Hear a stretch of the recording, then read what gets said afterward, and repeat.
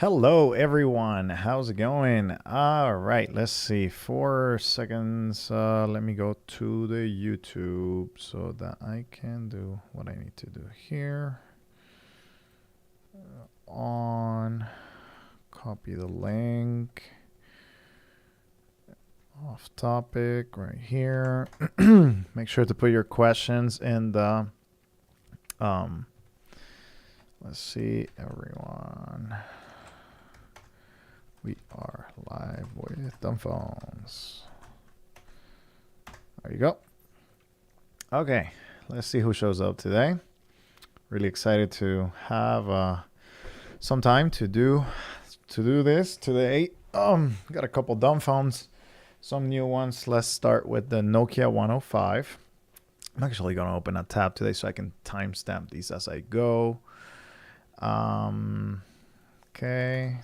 Timestamps 000 intro. So today, let me showcase a little bit more about the Nokia 105, and we start at 1 minute and 12.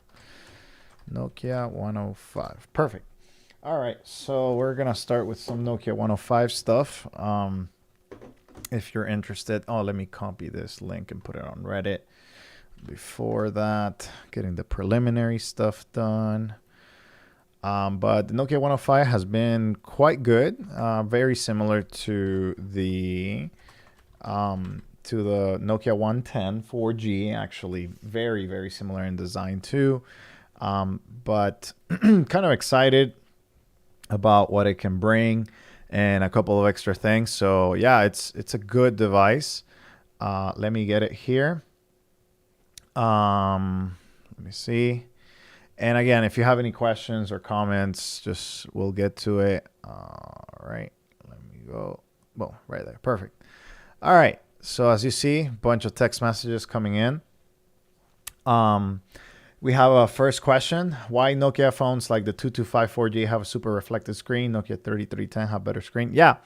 So first question is essentially manufacturers don't care. Nowadays, manufacturers just want your money, and they will pump out some of these phones and not really care about the features. All they want is literally they just want to get your money and give you a phone that makes calls and texts, and that's about it. As you see, this is a very reflective screen right here. But the 105 has been actually really good in certain areas, like battery life, still very good. And I've enjoyed using it. The internet does work, as I showcased in my video review a couple days ago, and I actually been enjoying it a lot. So, if you are really I think you can consider this as an option. The browser is not super useful in a lot of areas, but it does get stuff. You can get stuff done in it. Like for example, right there. But with ThreadX, you have something very basic. But the 105 has been a good experience so far. My Linux diary, nice to see you again. I wish they added tethering. I don't know why they're omitting this basic feature, which older OSs. Yeah, I think it's just development. We're gonna have to wait probably like another 6 months, maybe a year, until we start seeing some of these ThreadX devices have tethering, which I think is a feature that a lot of people want.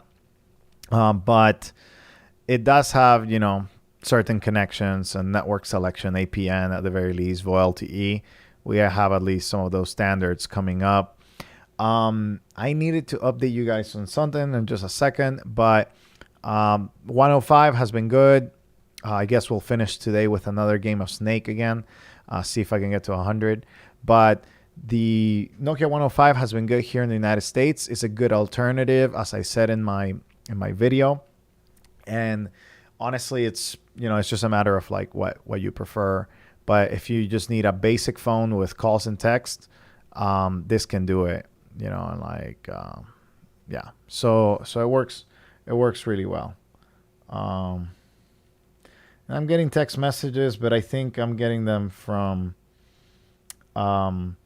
people that don't know that this is not my this is not who they think. Yeah, I'm getting a bunch of text messages from someone,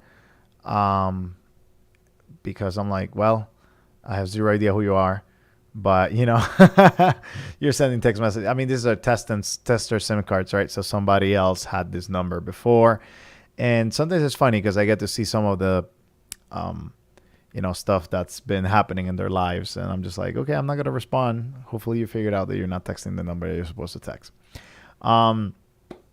Yeah. So there you go.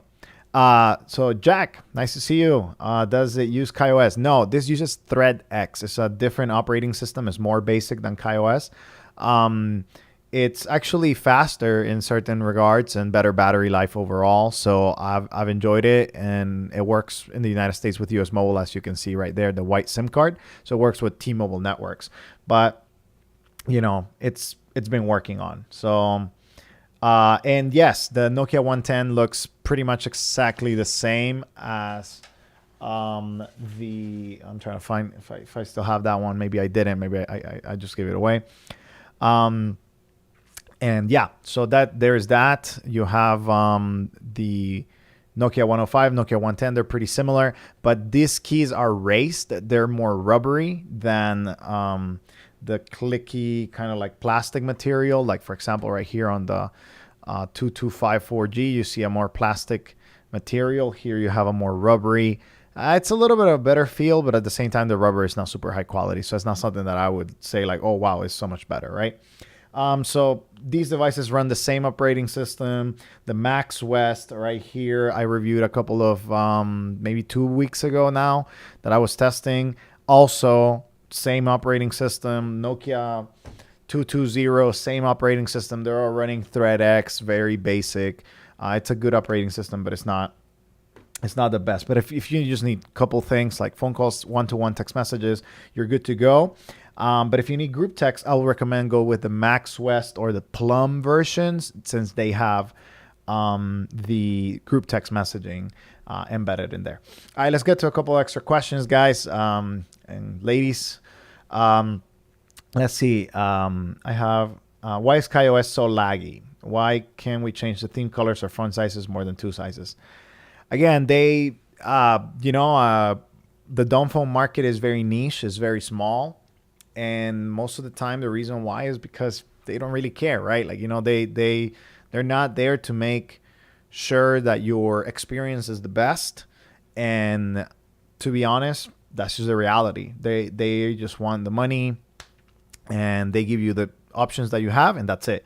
So with ThreadX, like, for example, let me see if this one still has battery. Maybe it doesn't. I'll put it to charge, and then we can see it in action. But this device, the Max West Neo Flip 4G, has ThreadX, same operating system as the Nokia 105, but low battery, right? But I can still show you. But when you write a message on the ThreadX one, you have new MMS.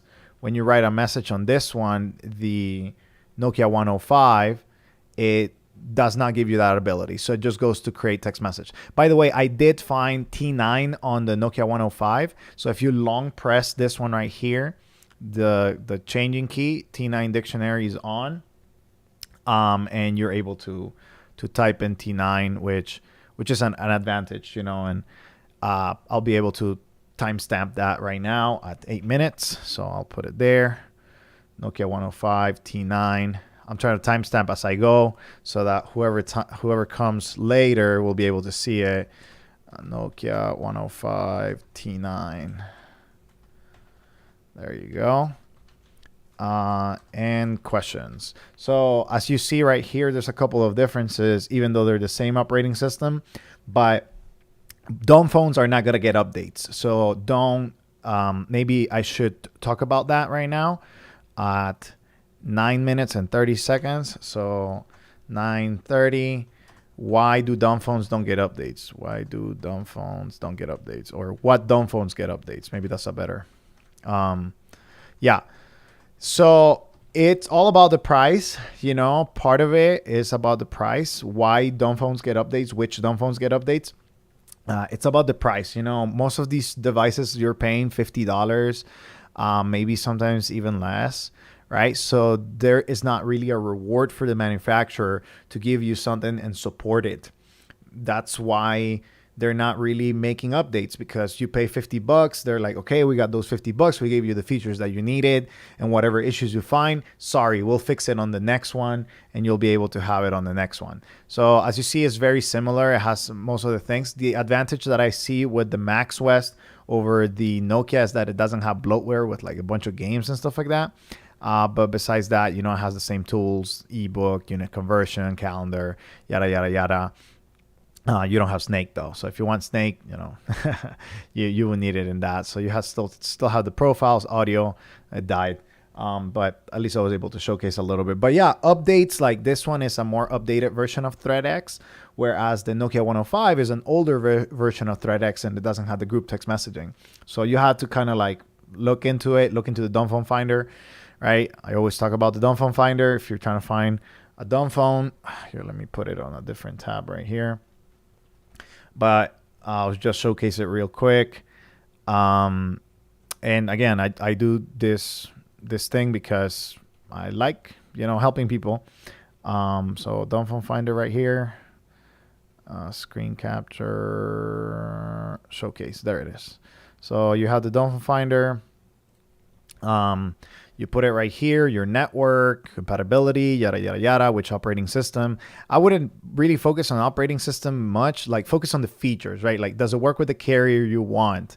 Does it, fit your lifestyle change, some apps, smartphone, things of that nature.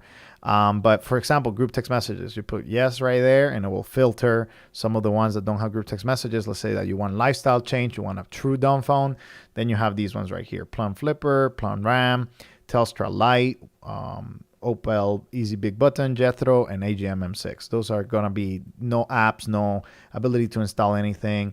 If you want a feature phone with some apps, then you have way more choices, things of that nature. But let's say you want a hotspot, right? You put it right here on the hotspot. I don't know if you're able to see. Yeah, you're able to see it. Perfect. So hotspot tethering. Okay.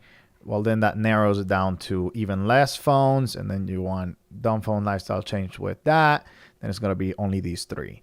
So, there's a couple things like that. One thing also that I should mention here is that Opel Mobile, which is, I think it's a company in Australia. It's coming to the United States. So Opel Mobile, launching in 2022. They have a lot of basic phones available, and they're actually very good.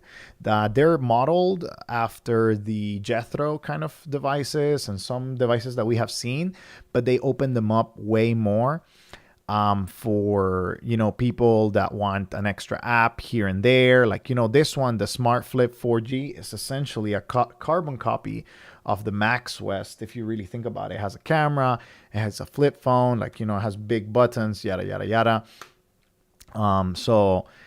But you're gonna be able to use it for some of the extra apps like WhatsApp or Facebook or whatever apps you want. You can put them in there because it has Android, but they have the ability to kind of unlock it and use it in that way. So they have different variants, and they're probably coming here to the US sometime this year. So that's something that's going to be in the pipeline. It's going to be kind of exciting to see. So I'm really excited to see that coming over.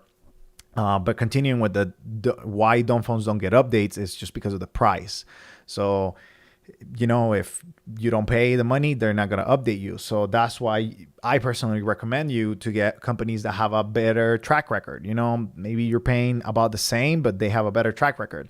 Companies like Shock, companies like, let's see, Light Phone, right? Punked, companies like Mudita even. Yeah, I wouldn't recommend the Mudita right now, personally. So Mudita will have updates hopefully, and they will fix some of the things that I addressed in my review. But you're paying way more, right? Like you're paying $179. Sunbeam, here is the Sunbeam Orchid, Sunbeam wireless, right? So if you're thinking of getting devices like that, they're going to have more updates over time because you're paying more money and they're more willing to support you, right? So yeah, again, you have some of that stuff, and yeah, you have that. That's the reality. When you pay more money, they're probably gonna support you more. When you pay less money, they're not gonna support you, and they're just gonna leave you hanging, which is sad, right? We will like these devices to work very well and have all the updates and everything, but when you pay 40, $50, they're probably not gonna allow you. So, okay, next question.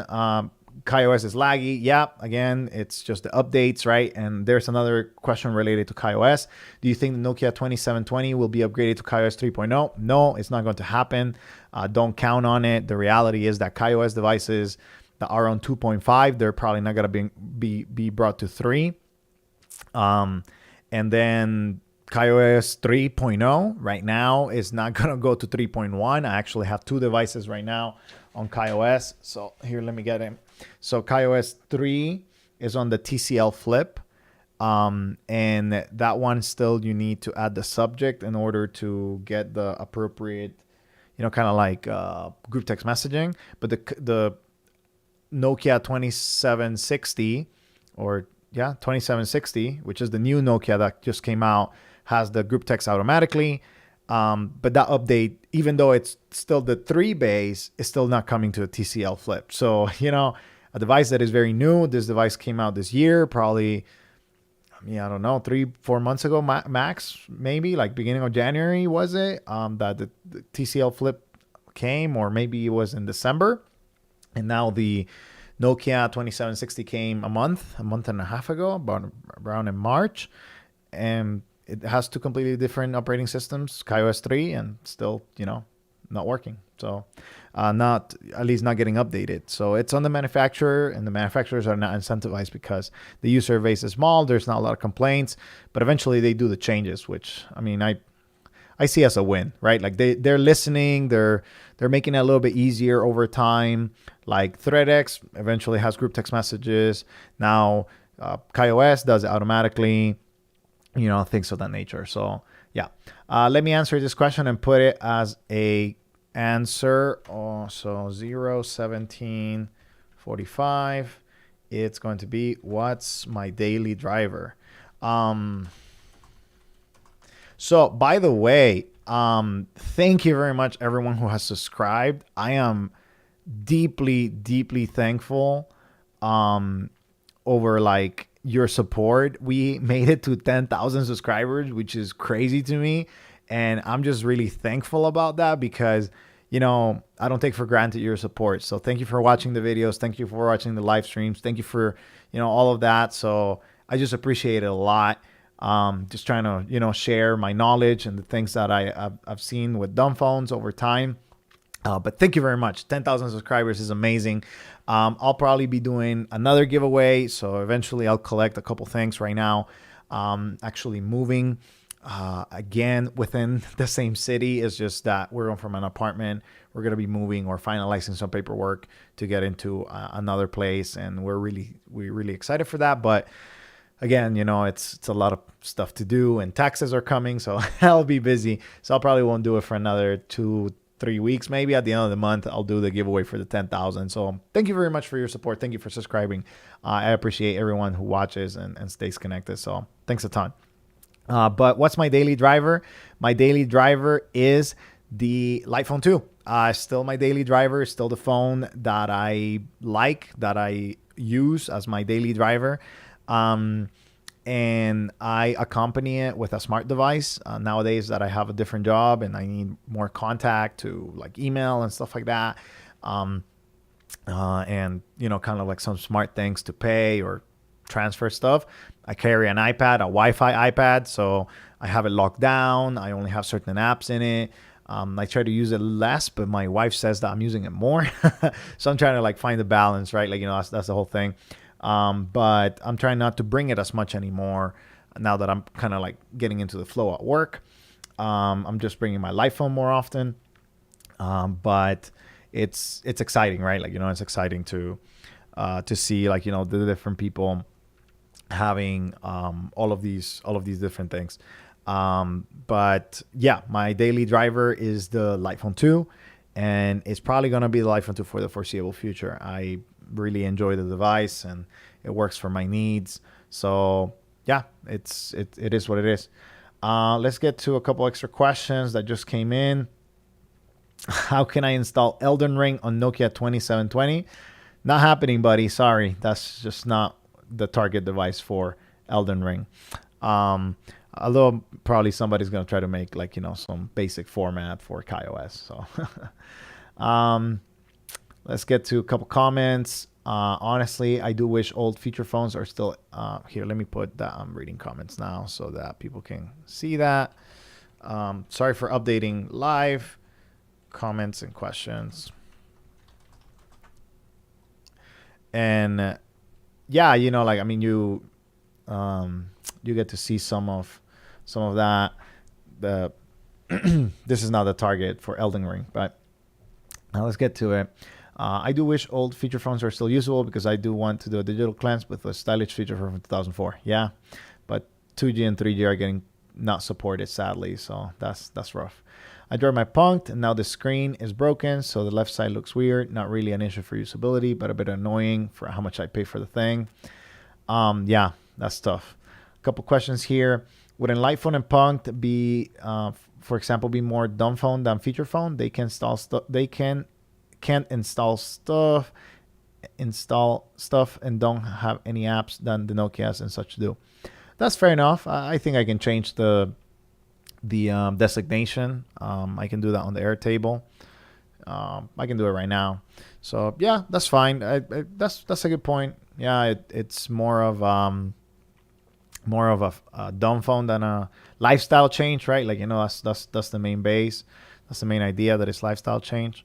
So let's go to Light Phone right here, Light Phone 2, and let's go to whether it's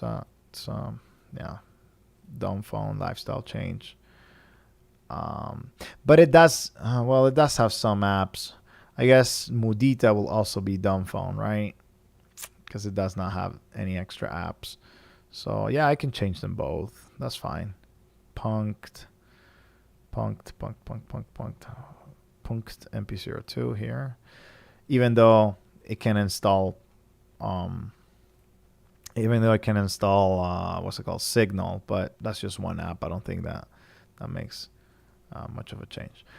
Okay, perfect. I changed the designation. You should see it now that it's updated. Okay. Just thinking of some of the feature phone and dumb phone splits in the Finder don't seem super logical to me. I wanted to see. I mean, again, it's based on my opinion mainly and what other people say, but right now you changed my opinion, and yeah, that's fine. Right? I'm able to change my opinion and be like, yeah, I guess, you're right. It's more of a lifestyle change. It does have maybe no real apps, but it's just whatever is provided from the manufacturer. So very true. I really want to see Mudita's online offline slider thing get adopted. Yeah, agree. And more functional devices, it'll be good. Okay. Cool. Let's go to this question. Is going to change a little bit. So 23, let's put it at 24. Does KaiOS have a privacy issue? Well, good question. Privacy and dumb phones. Let's make it a meta topic. And let me show you what I think will be helpful for you to understand, like what is it that you are asking? Because privacy and security,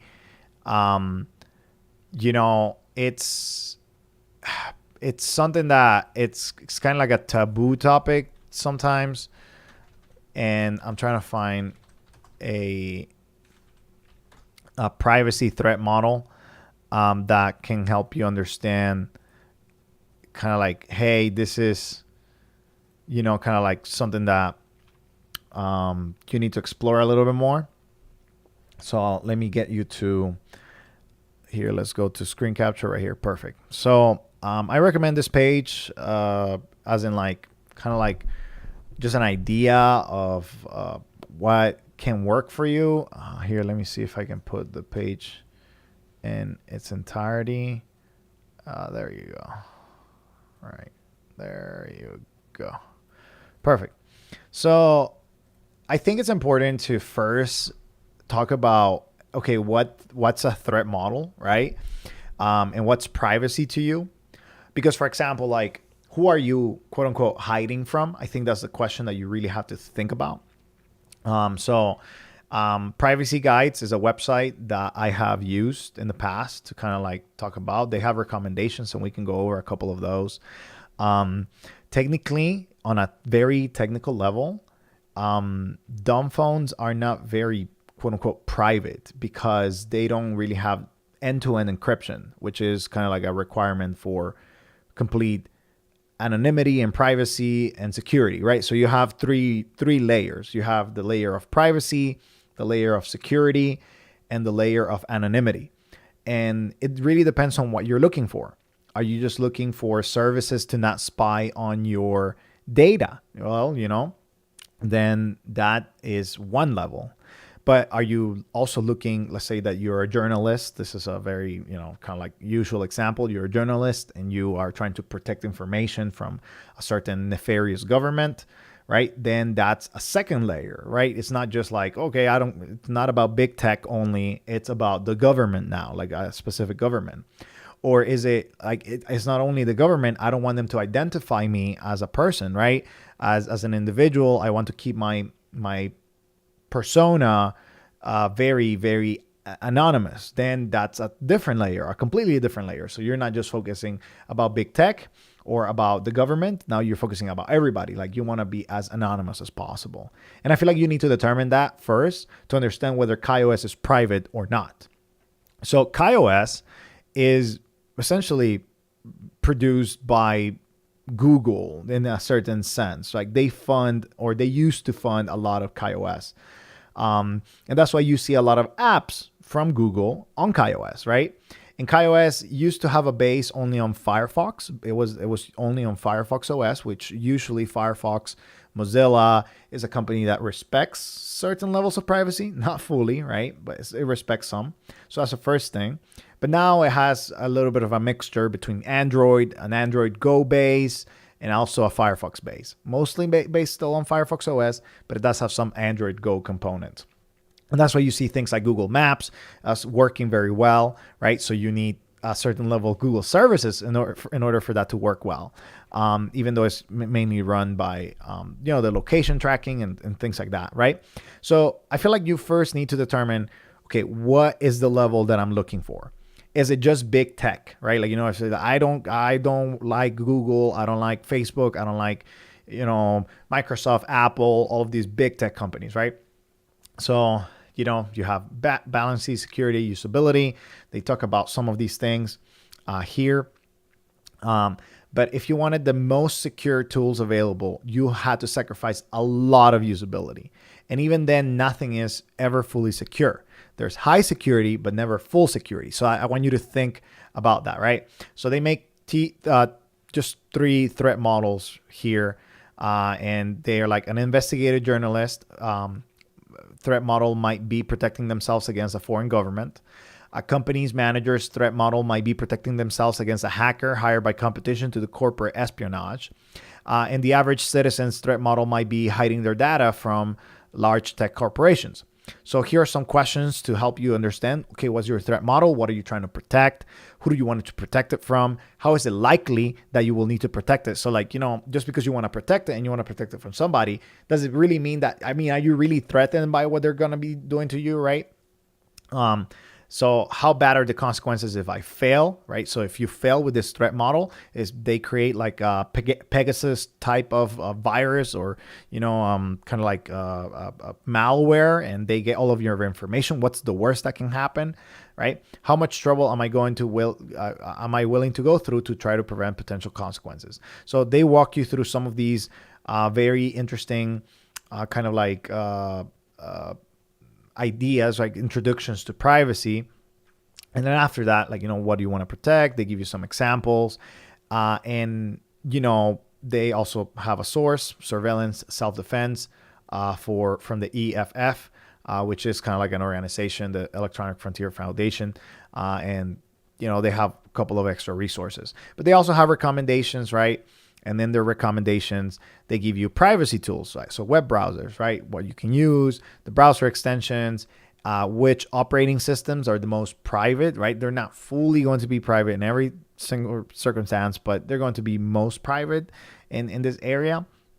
And as you see, there is no real privacy when it comes to dumb phones. There is some privacy, but there is not a ton of privacy when it comes to the operating systems. As you see here, you don't see a lot of those operating systems. Most of the operating systems that they recommend are based on Android, actually. So Divest OS is a mobile operating system based on Android, I believe. So, they have essentially their own ports, and they do that. Then you have Calyx OS, which mainly works on Google Pixels, but I think they have increased some, or at least it's coming that they're going to be increasing some compatibility with other devices like the Fairphone. And then you have Graphene OS, which is also only available, I believe, for Google Pixels as of right now. So you have that, which devices are recommended, which devices are supported, right? And these are private operating systems, but they're still smart operating systems, right? So it really depends on what's more important to you. It's usability more important to you. It's privacy from who? So for example, I'll give you my personal threat model, and maybe you can model after that, right? So for example, let me keep this nice background from the privacy guides. I think that'll be nicer. Here. There you go. So my personal threat model, and then let me put it on the YouTube details. We are here at 32. So 032. My personal threat model. So for example, I don't like big tech. I personally don't enjoy being tracked by all of the different, technologies that are available nowadays, because I don't think it's only harmful for me, but the data that they may be able to harvest is harmful for others. Like, for example, right now, I think it's important for us to really understand what we're giving, right? So I do have smart devices at home, and I do have them because of convenience, right? But I turn them off. So for example, we have a Google Home, and you will say like, well, you have Google in your home. That's terrible.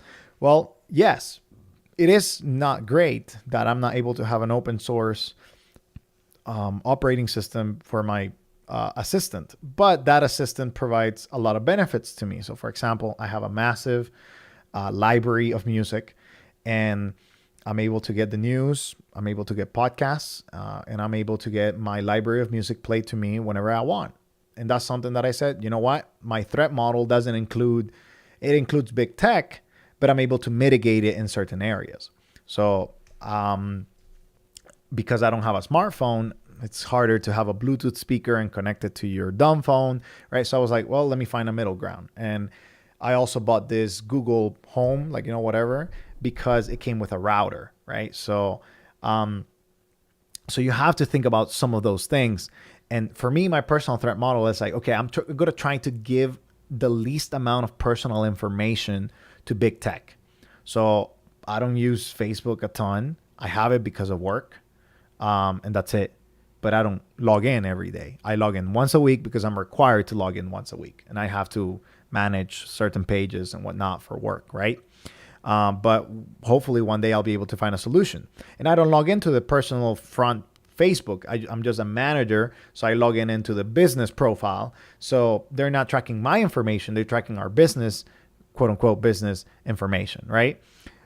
Which is fine because the business is public, and the business, you're able to find whatever. So things of that nature is no problem, right?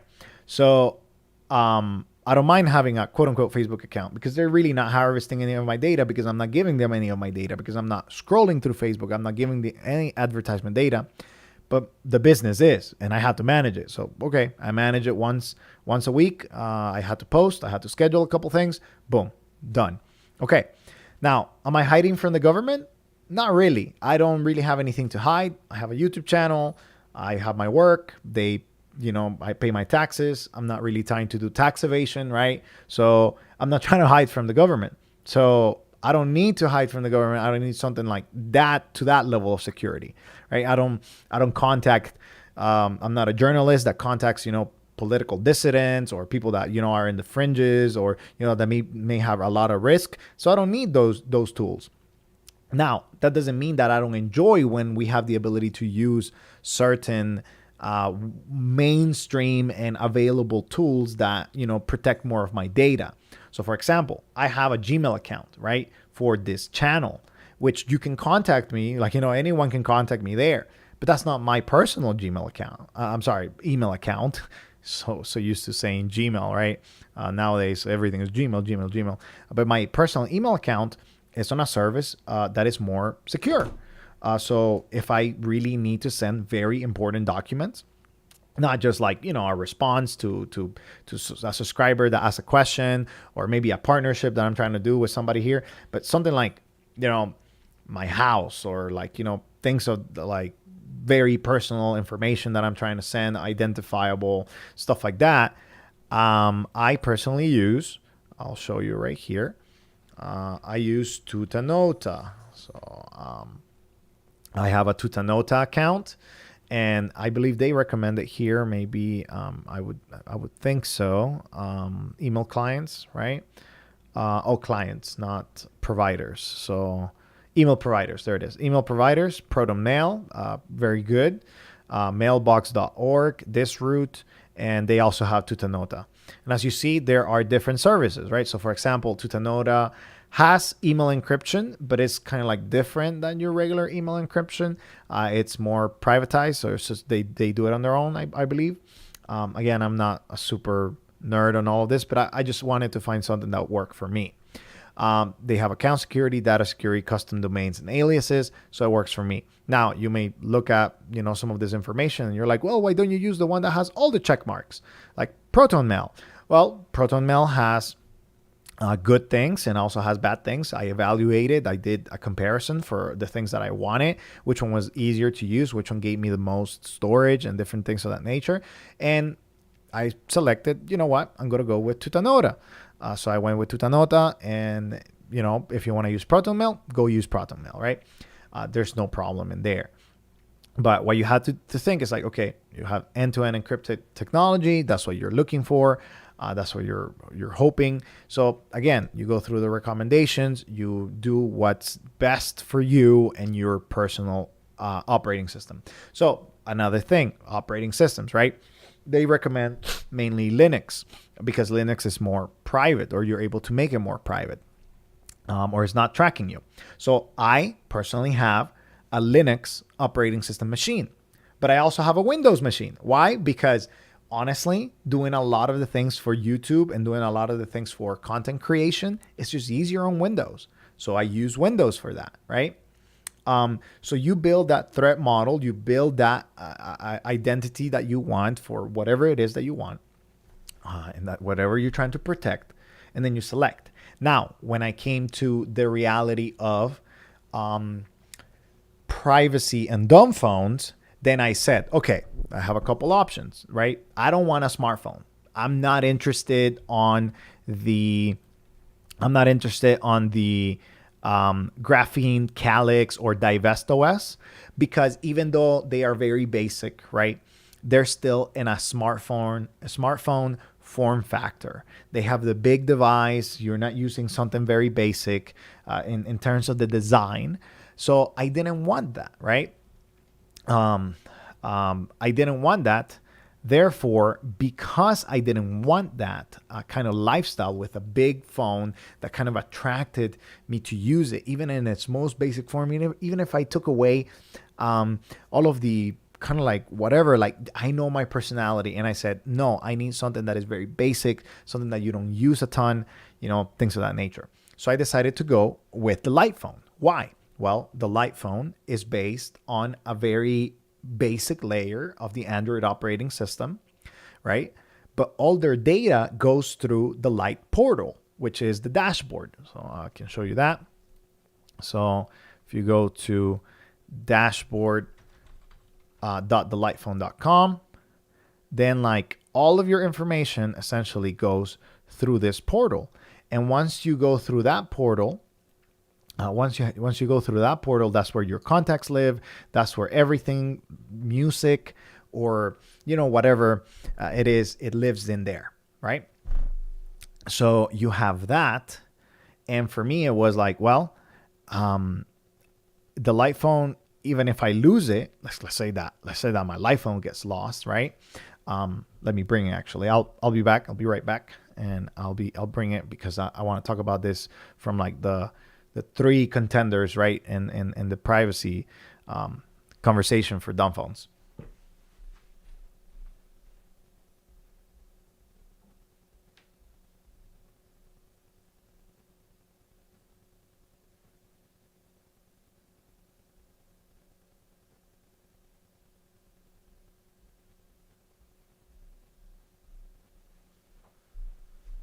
Okay, I'm back. So we have here the Light phone and the Mudita, and also another, I guess, comparison with the Thread X, right? So Thread X is, sorry about that. So Thread X is developed by Microsoft, essentially. That's who, Azure Technologies, that's what Thread X is based mostly off. So they're going to be collecting some data. I mean, I don't doubt it, right? That's why they have a browser, like, right? It has a browser. It's collecting some sort of data. It's Opera Mini, so it may collect less data just because Opera is usually a little bit more kind of like basic, right? Like, but they're going to be collecting data, right? Which websites you visit, what's your geolocation, things of that nature. They're going to be collecting that. KaiOS is going to be collecting a lot more because it's way smarter, right? But then you go into the Android kind of like operating systems, right? So Android has two components. It has the Google version and it has the basic version. So I said, okay, I don't want the graphene and the calyx, not because I don't want them. I actually would prefer them if they were on the Light phone or if they were able to be ported to something like the Light phone in this form factor, something very basic. But I said, you know what? Like, I don't need to hide anything from the government, for example, right? Like, so my text messages, when I text here or I call people, I don't mind if they know when I call people or when I texted people. So I'm not going to be texting very private information via text message. I already know that that's how I operate. So because of that, I'm not going to be kind of like doing, I don't know, sending whatever private personal information. I would just never send it via text. I will send it via email, a secure email that I have, like to the Nota, right? But I decided that it was the Light phone for me because it's very basic. And even if it gets lost, what are people gonna deduce from it? They're not gonna find any personal information. They're gonna find just like texts that are gonna say like, "Hey, hello, how are you? Call me." Most of my texts are just like that, or like, "Hey, how are you doing? I'll give you a call later." Because the Light phone has changed my design or my lifestyle in such a way that I'm not texting all the time. Now I'm literally just like calling people, right? So the worst that can happen is they're going to find my contacts' phone numbers, the podcast I listen to, the music I listen to, and that's it. Now, that's if you steal my phone. Because what I like about Light phone is that everything lives on the dashboard and everything can be controlled by the dashboard. So if I decide that, or if I lose my phone or somebody steals it or whatever, right? Then I'm able to lock in my dashboard. And then the phone, essentially, I'm able to remove all the tools. I'm able to remove essentially all of the information via, quote unquote, the cloud. And then I'm good to go. So it's perfect, right? Like, it's perfect for me. And they, or at least I have conversations with Light phone where I ask these questions and they respect my privacy. So if you go into their page, here, let me put let's go to Light phone privacy. All right, so if you go to Light phone 2 and privacy, there has to be a FAQ, I believe, on their website. And they talk about that, right? Because FAQ, Return policy. I don't see it here. Maybe it's in support. Well, they talk about, like, they have a double blind encrypted, well, passcode. You can put a passcode too. I mean, that's another thing about the light phone. But I remember talking with Joe, right? And I mean, there has to be something on the website. I'm trying to see if there is like a specific place that they talked about privacy, and if not, I'll just send that to be something maybe on their Medium blog, because they have a blog, right? I don't remember, but I do remember that there is a place where they talk about this, right? They talk about their privacy. So even the voice to text feature that they have, right? They use Rev AIs, which is a private provider for kind of like they're not collecting all of your speech to text. They're building it on their own. If you want to sign in for their betas and stuff, they do it by themselves. So again, there's a lot of things that I liked about the light phone that gave me confidence that it was matching my threat model. So I didn't need, I didn't need to hide my GPS location. I didn't need to hide my call history or my text messages. I wasn't afraid of that. I'm not afraid of that, right? But if you are, then look at the other options, right? So that's very important to you. Then look at the other options. There are phones that don't have GPS. So for example, I'll bring the Mudita into question, right? So if you're willing to compromise usability, as they said in the privacy guides, Mudita is good in that sense, right? So for example, Mudita doesn't have a GPS module, right? The light phone does have a GPS module. So if you want to hide your location to everybody, then the Mudita is an alternative. But the problem with Mudita is that you're sacrificing usability. I still wanted to have group text messages. I still wanted to have podcasts. I still wanted to have directions even when I went to a different location. So because of that, I said, hey, the light phone is the one for me. But if you don't need any of that, or if you're willing to compromise that, right? Because Mudita, and I'll do an update on Mudita in just a second. But if Mudita sadly doesn't work really well right now. So if you're willing to compromise on that, then yeah, for sure, the Mudita Pure is a little bit more private than the light phone in that sense, because it doesn't have a GPS. But it's still not secure or super private because it doesn't have end-to-end encrypted communication.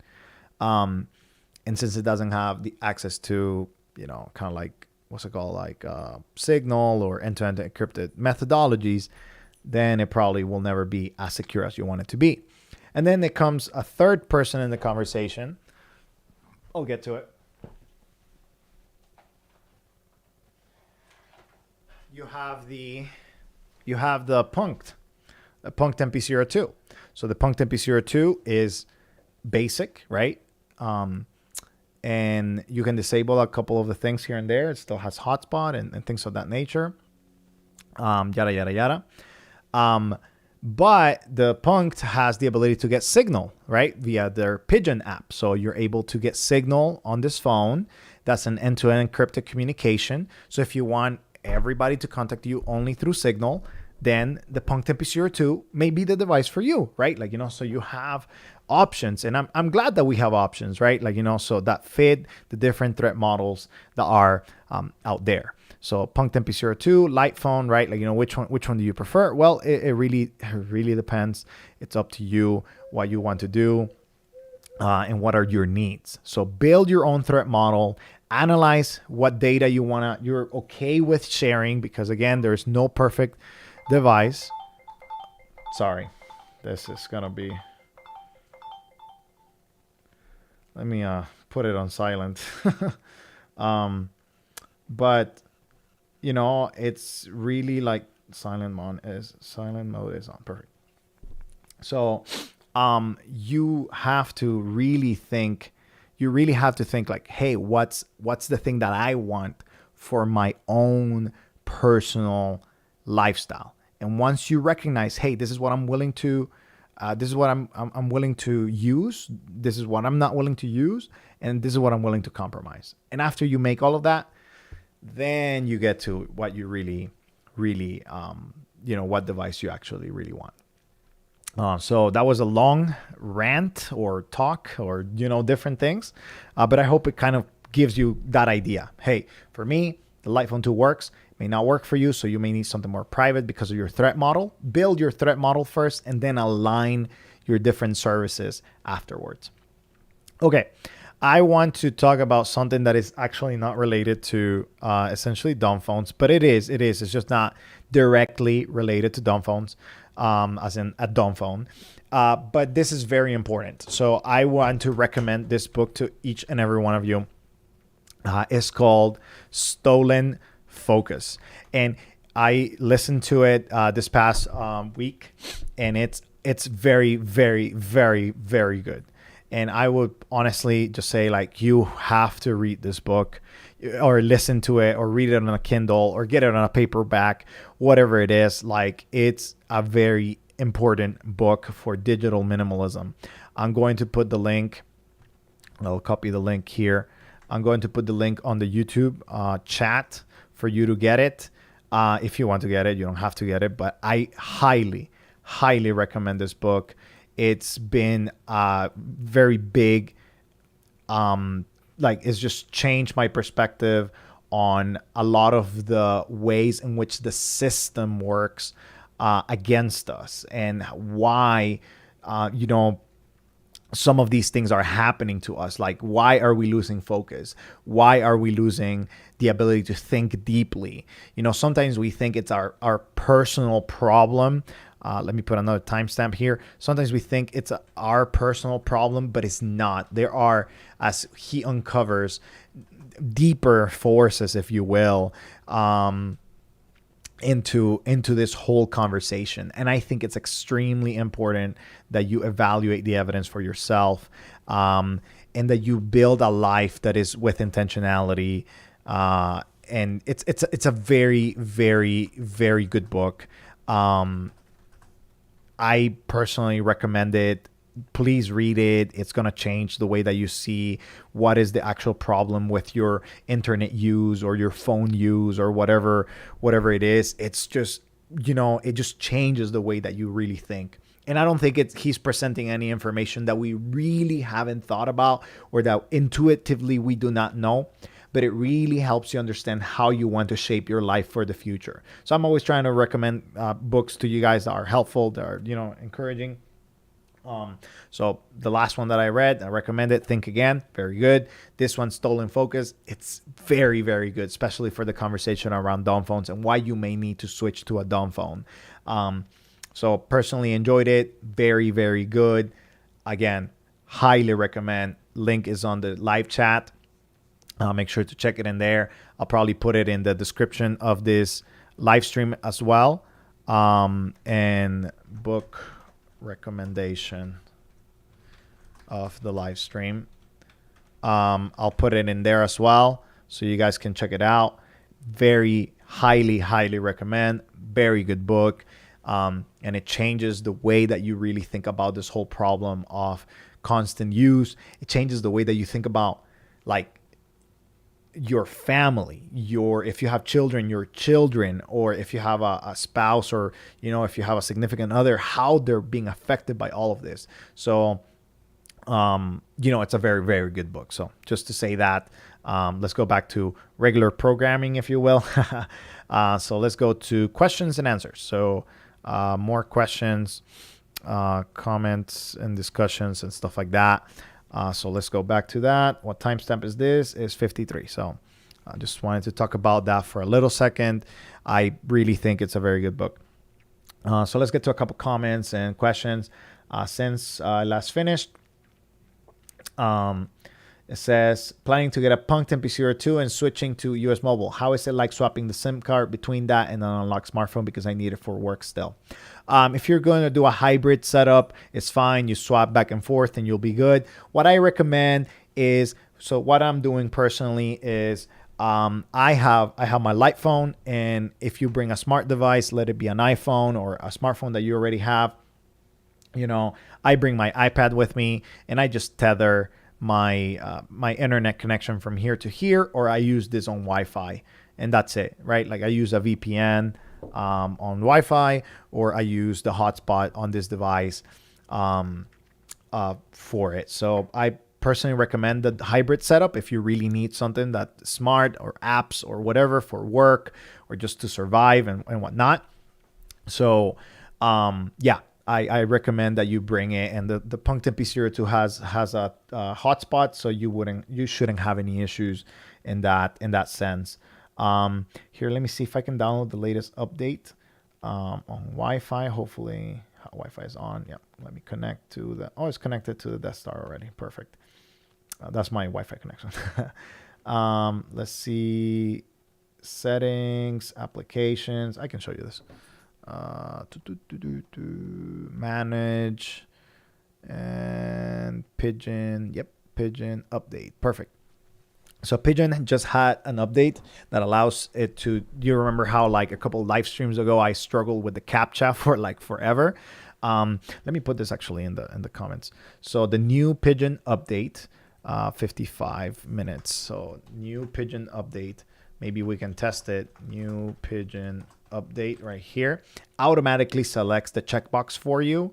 So they probably implemented a certain script on their application that allows you to just have the ability to do what you need to do. So like the ability to have constant or instant check mark for the are you a human CAPTCHA. And let's see. All right, let's see, get to Pigeon. Okay, there it is. So get to Pigeon by holding that. I'm going to probably have to, yeah, I'm going to have to sign out. Let me sign out and try it out here on camera so you guys can see how it works. Account, I think I have to go here. No, I don't want to delete account. I just want to log out, guys. Pigeon profiles, about you. Maybe if I delete it, yeah, I'll just delete the tool and then re-download it. I think that's the best way to do it. So go to applications, then manage. And again, I really like the Punked. I really like the Punked MP02. I would say the Punked MP02 probably would be my main device if it the Punked MP02 would be my main device if it had group text messages. I think that's the main thing that keeps me from it. Verizon is another thing, but I can get by with like AT&T. Like I will be able to get by with AT&T in this area. I really need Verizon because of the areas that I go and travel and stuff like that.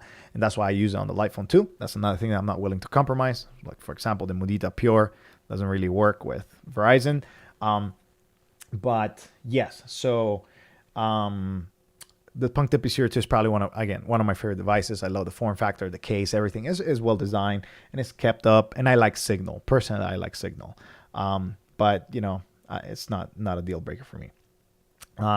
So we're gonna test this, and then I'm gonna continue with more questions about it.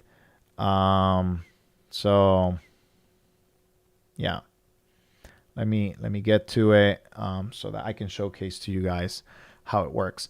I see a couple questions related to this. So I see the Signal questions at the bottom. Pigeon is that can be checked, does not give images or anything no matter how many times I refresh. Does Pigeon support group Signal messages? It does. Well, at least it did in the past. Maybe I haven't used it in a while, so I don't know. So let me put my info and verify. Enables to continue Signal. Pigeon disclaimer. Continue. Yes. Pigeon needs contact. Enter the description. Allow. So I'm just allowing like the permissions for Pigeon. Just letting you know. Let me just put my country code.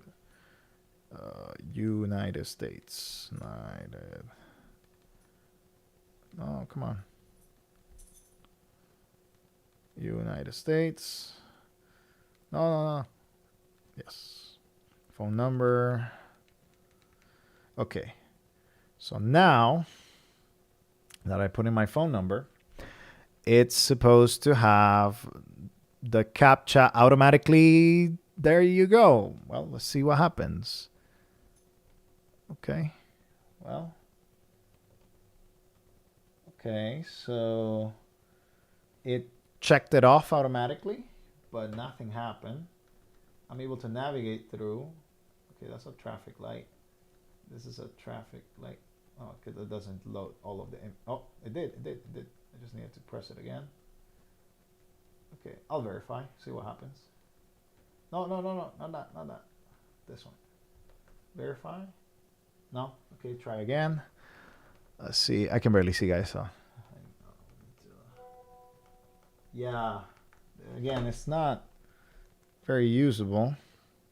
Let's do. They say apply 0 to refresh. So it does the CAPTCHA. Okay. Vehicles. I think I prefer the previous method, where at least I was able to see the. Okay. Oh, I see a bus here. Bus here. Bus there. Bus there. Bus there. Sorry, I'm trying to see it very well. At least the thing got checked off really quick. So maybe. Oh, there it is. Perfect. All right. Okay, so now I'm going to get a verification code. So it's faster, way faster. I mean, we took forever last time. Verification code. And next. Okay. Yeah, I mean, it's way better. Oh, here, let me put my name. Give me a second, guys. I'll be there in just a second. Jose. Last name optional. Perfect, that's fine. Okay, this is the PIN code. Alphanumeric. Confirm your PIN. Perfect. Creating PIN. Okay, so as you see, I think that should be able to figure it out right here. Probably will look a little better. It's still creating the PIN. I think maybe I signed up with a different number. It's a tester number, so it doesn't really matter. But I was able to get in without issues. It checks off the CAPTCHA, and it's just way faster. I mean, that was way faster because it was like, okay, check off the CAPTCHA and just get really quick that you skip once or twice on the skip buttons. The 2, 4, 6 navigation buttons work better now. Woo, man, that was a pain back in the day. So again, it's something that's at least really nice to see. Still, there's no compatibility with like if I want to use this and also use it on the computer, still doesn't have that ability. Kind of a bummer, but hey, it is what it is. I'll be staying probably for another 28 minutes. So kind of like just letting you know, probably an hour and a half. I think that's where I'm going to cut it. Maybe I'll go to 2. I've been going to 2. I've been having the ability to go to 2 in the last couple of weeks. So it's nice, but I'll just gauge it as I go. Let's get to a couple more comments and questions. So now is 1:03. So that took 6-7 minutes. That's not bad at all, actually, by updating and all of that. 1:03 comments and questions. So we'll dedicate a little bit more time for comments and questions right now.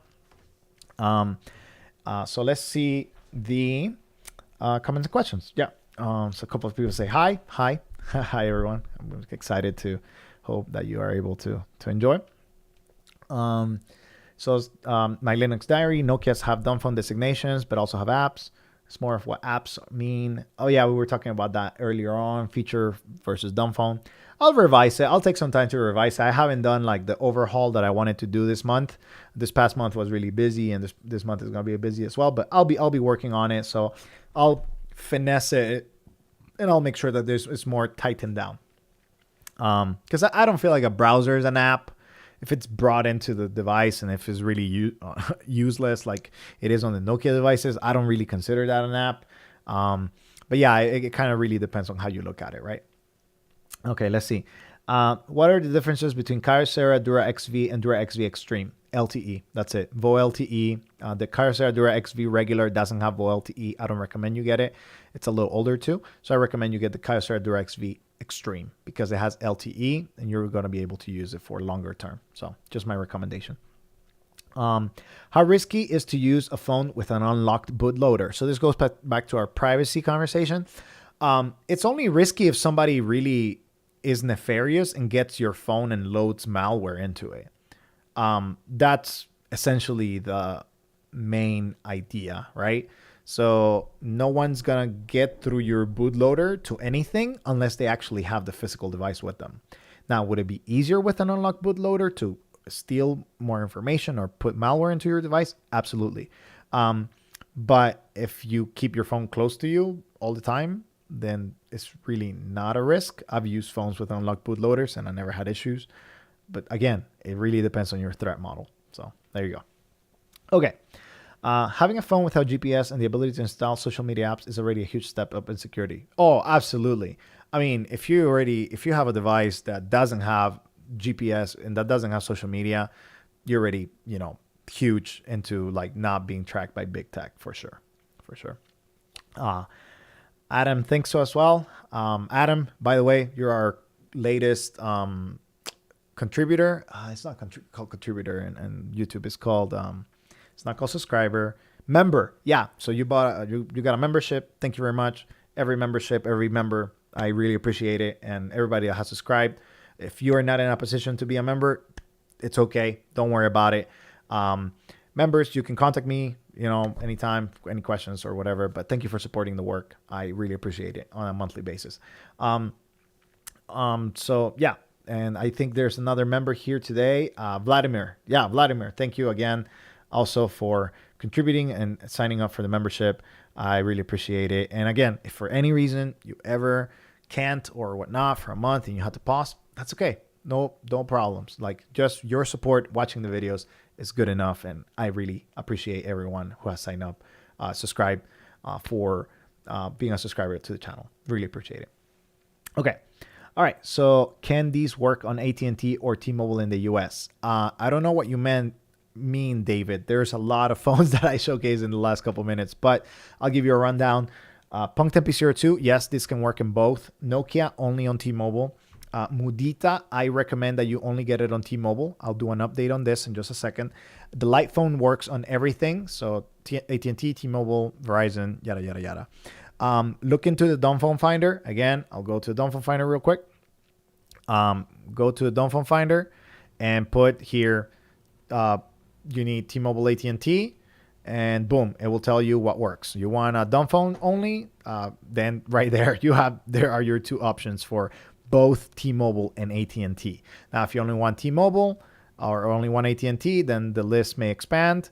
And if it doesn't, then, that's kind of like a different thing. But feature phone with some apps right there. Smart feature phone with more apps right there. And if it works for both or if it works only for, AT&T, yada, yada, yada.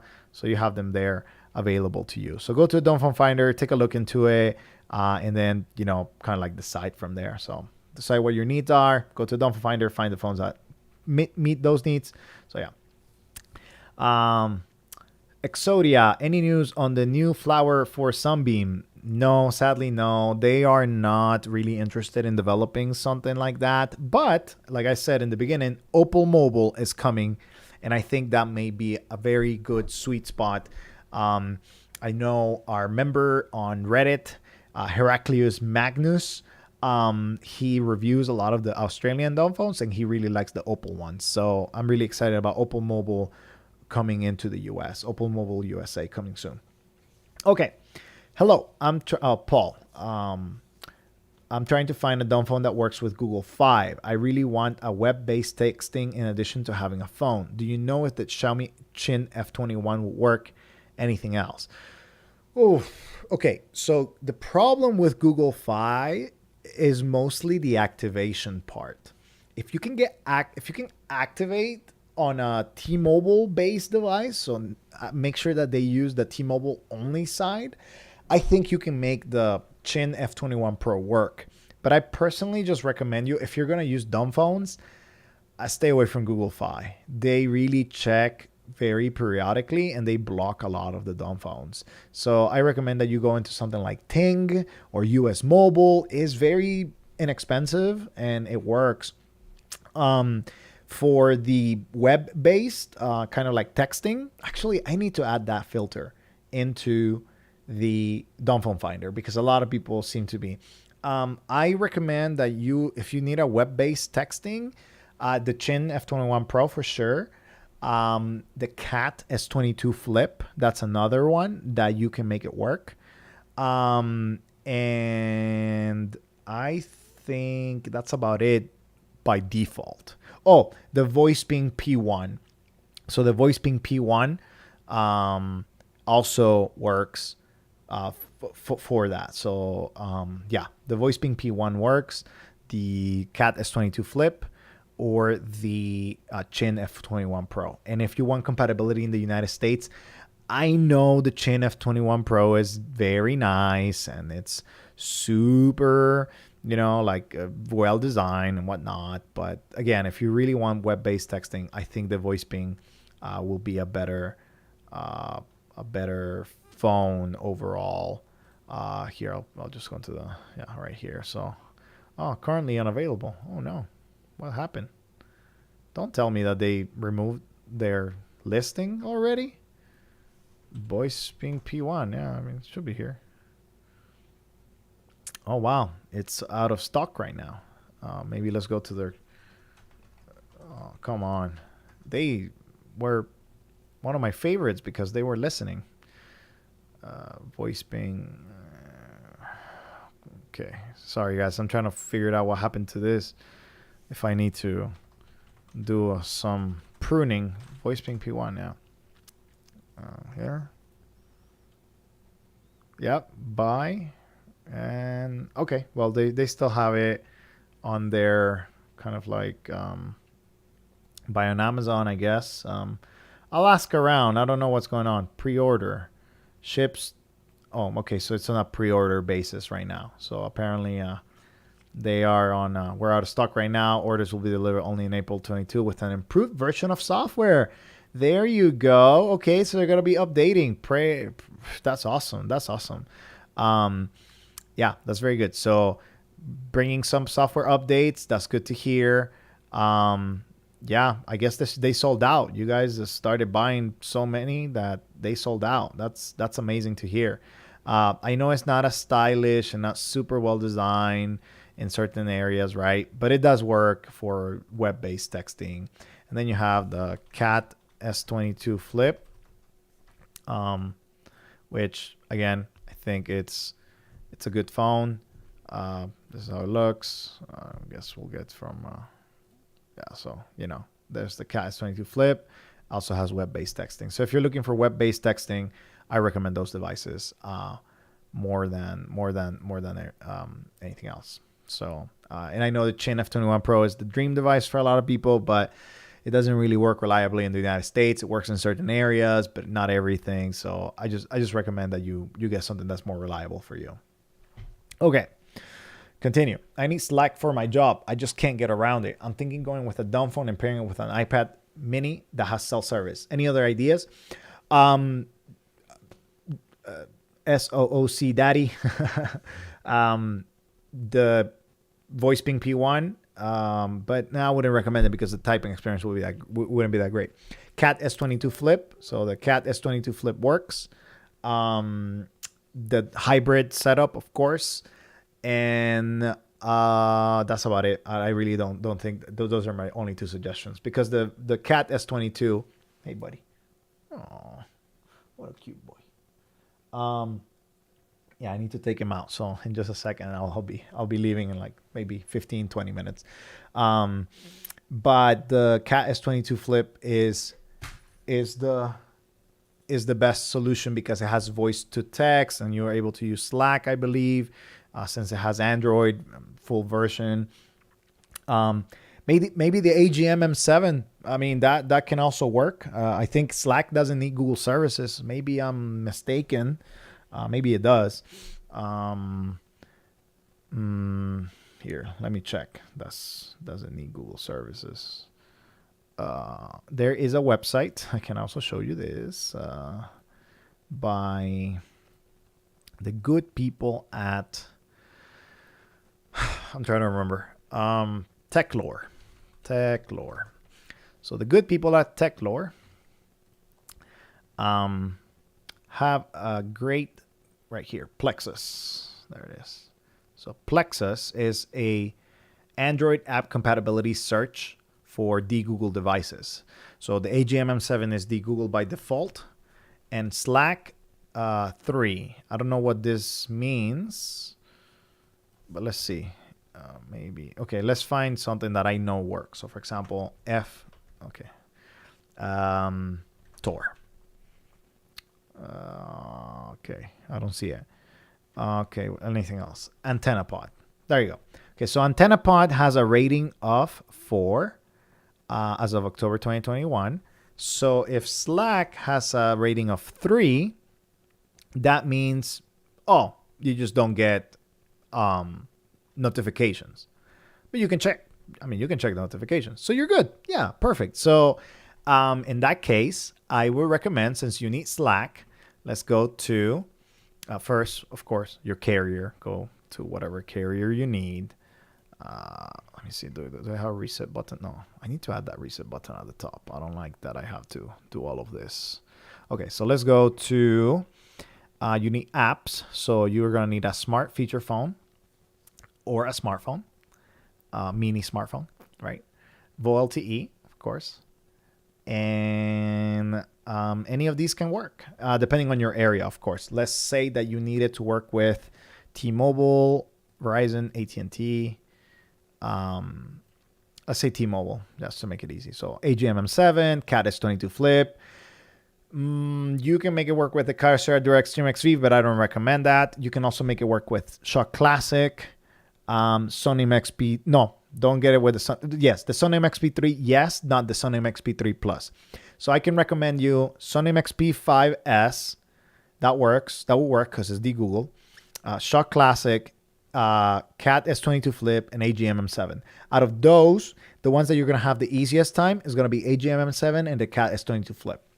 And even here, if you don't want all the Google stuff, then the Cat S22 Flip, you load Slack, you'll be able to have it, just no notifications, which I think is a trade-off that you may be willing to do instead of having a hybrid, configuration. So just my 2 cents on that one. Okay, let's see. The thing is with Pigeon, gives a checkbox, can be checked. Okay, yeah, all of that we've seen before. Okay, all right. Let's continue. Let's see, more questions or comments.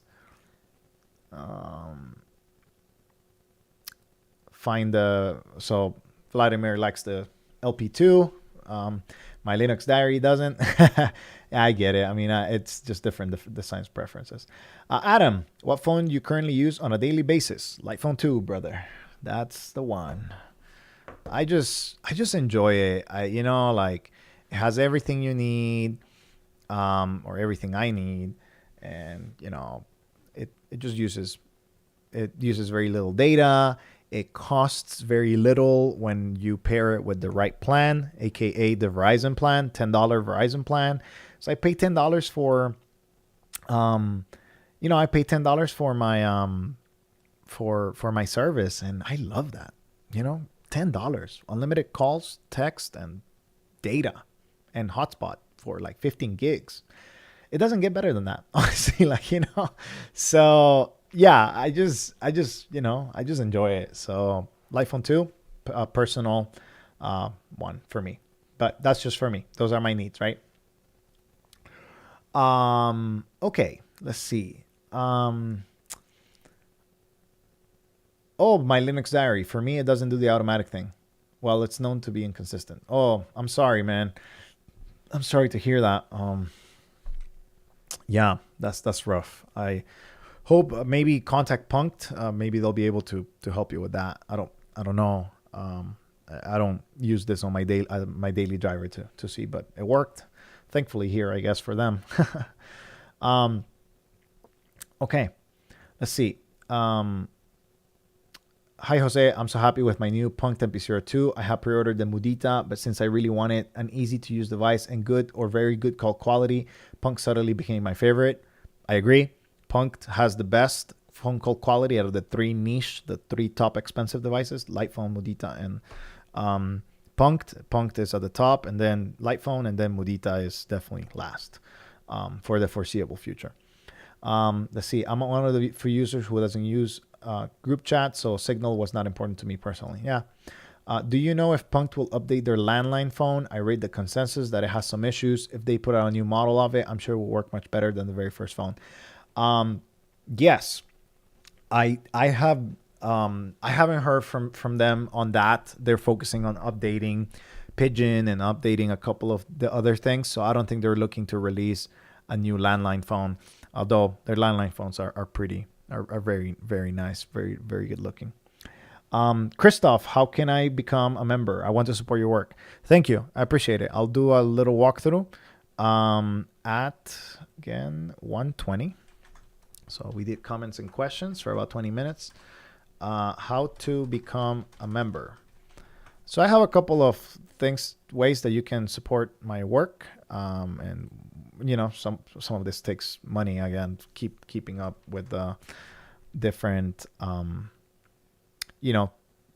web pages that I have, yada yada yada, yeah. So other things. I think we have another member today. Yay, Kimberly Stutzman. I saw you sign up the other day. Thank you very much again for signing up, being a member. I really appreciate it. But let me go to show you how to become a member. So if you go to my page, so on YouTube, this is one way. Again, you go to the channel, right? You click on my channel, and you can click this button that says join right here. When you click that, you can join for the 3 levels, essentially smartphones, feature phones, and no phones, right? And you get a couple of, extra things as we continue growing. I'll do more like customized member only live streams, and like you can chat with me. For example, if you do the no phone, I'll give you an hour of my time, that 1 month or whatever month you want. So yeah, a little bit of that. So again, if you click there, join, you can join, and you can join at whatever level you want. I'll be revamping some of those in the future just because I want to make it fair for everybody. Yeah, it's just how you can support my work. But yeah. Okay, let's continue with more things. More things here. Let's go to right here. Plexus, right? Yeah, Plexus right there. So again, good website for Plexus if you are trying to find, like, does this work with Android, but no Google, right? Like, Android without Google. Plexus is a good resource, and they do it very easily right there. Okay, let's continue. Okay. More questions. Yes. So let's see. What do you think about games? It depends. I mean, honestly, I play games from time to time. I can show you. One of my favorite ones is eFootball. So I'm a kind of like a football fan. And since this one is free nowadays, so this is the eFootball. I'm really hoping that they update it because it's really laggy right now. But I play this from time to time. Sometimes I take a Sunday and just to decompress, I play games. I think this is good enough to make it a meta topic. Let's see. 123. Let's see. 123. 123. I think we can go for 2 hours. That's fine. What do I think about games? So there's a really good article. I believe I don't remember the exact names. And stress relief. Yeah. There's a study that came out like some time ago. I mean, some of these are healthy gamers, right? I don't know about that, right? My Linux Diary. Thank you. signing up. I appreciate it. Um, Thank you everybody who signs up again. If you ever feel like you don't want to sign up and you want to, that's fine. It's no problem. You don't have to sign up. Just your support, watching and doing that is good enough. But if you sign up, I really appreciate it. You support the back end, essentially keeping the Dumbphone Finder updated, keeping it running. All of that costs a little bit of money here and there, but yeah. So when it comes to gaming, do video games reduce stress? There's a couple of different things that kind of like talk about this. Studies that have been done. I listened to a good podcast some time ago. I'm gonna try to find it. Let's see if Google can help me here with a faster search. And hey, man, like I don't remember where it was, but it talks about like the importance of, there are some games, I think it's this one, the Zen of video games. Yeah, by NPR. Yeah. Yeah. This is the one. So yeah, this is the one. It was a couple years ago again. Like I was like, yeah, the Zen of video games by NPR. I would say take a look into it. It's good. It kind of like tells you that you can, relieve some pressure from really like a lot of different things. And I personally don't mind, right? Like, as long as you do it within limits. So for example, when I play eFootball, I don't play for like 10 hours and then like the next day another 10, right? I pick a Sunday, say, hey, you know what? Let me get a couple matches in, like let me have some fun. And I play, play 3-4 matches, takes maybe about an hour or so, and it really relieves stress, right? Like, I don't have to focus on work. I don't have to focus on doing this or that. I can just be, focus on beating somebody online, right? I know I personally enjoy playing chess. So that's a good game for me. I enjoy playing chess. I play it either physically or sometimes I play it.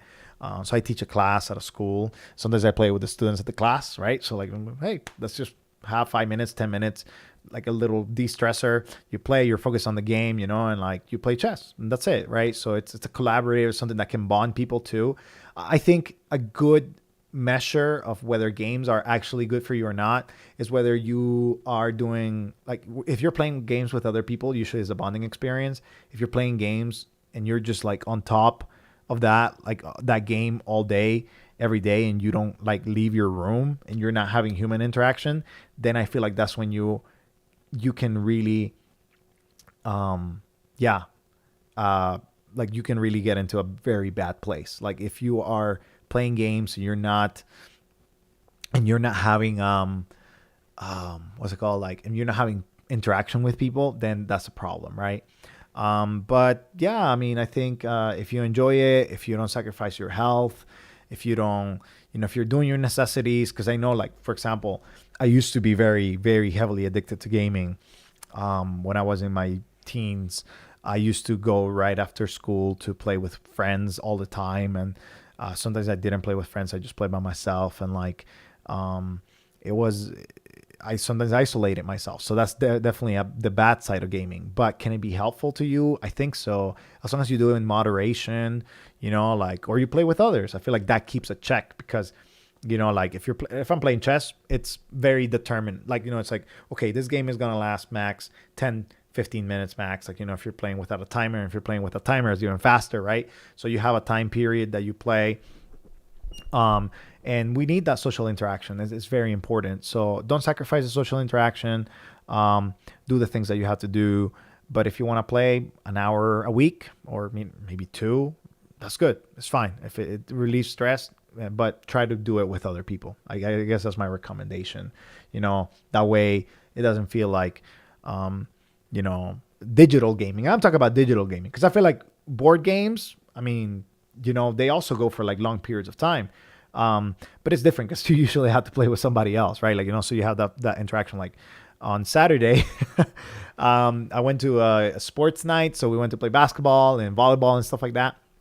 And that's great. Those are games, sports, health related. And then we went to play Catan. So I played Settlers of Catan for about 2.5 hours, right?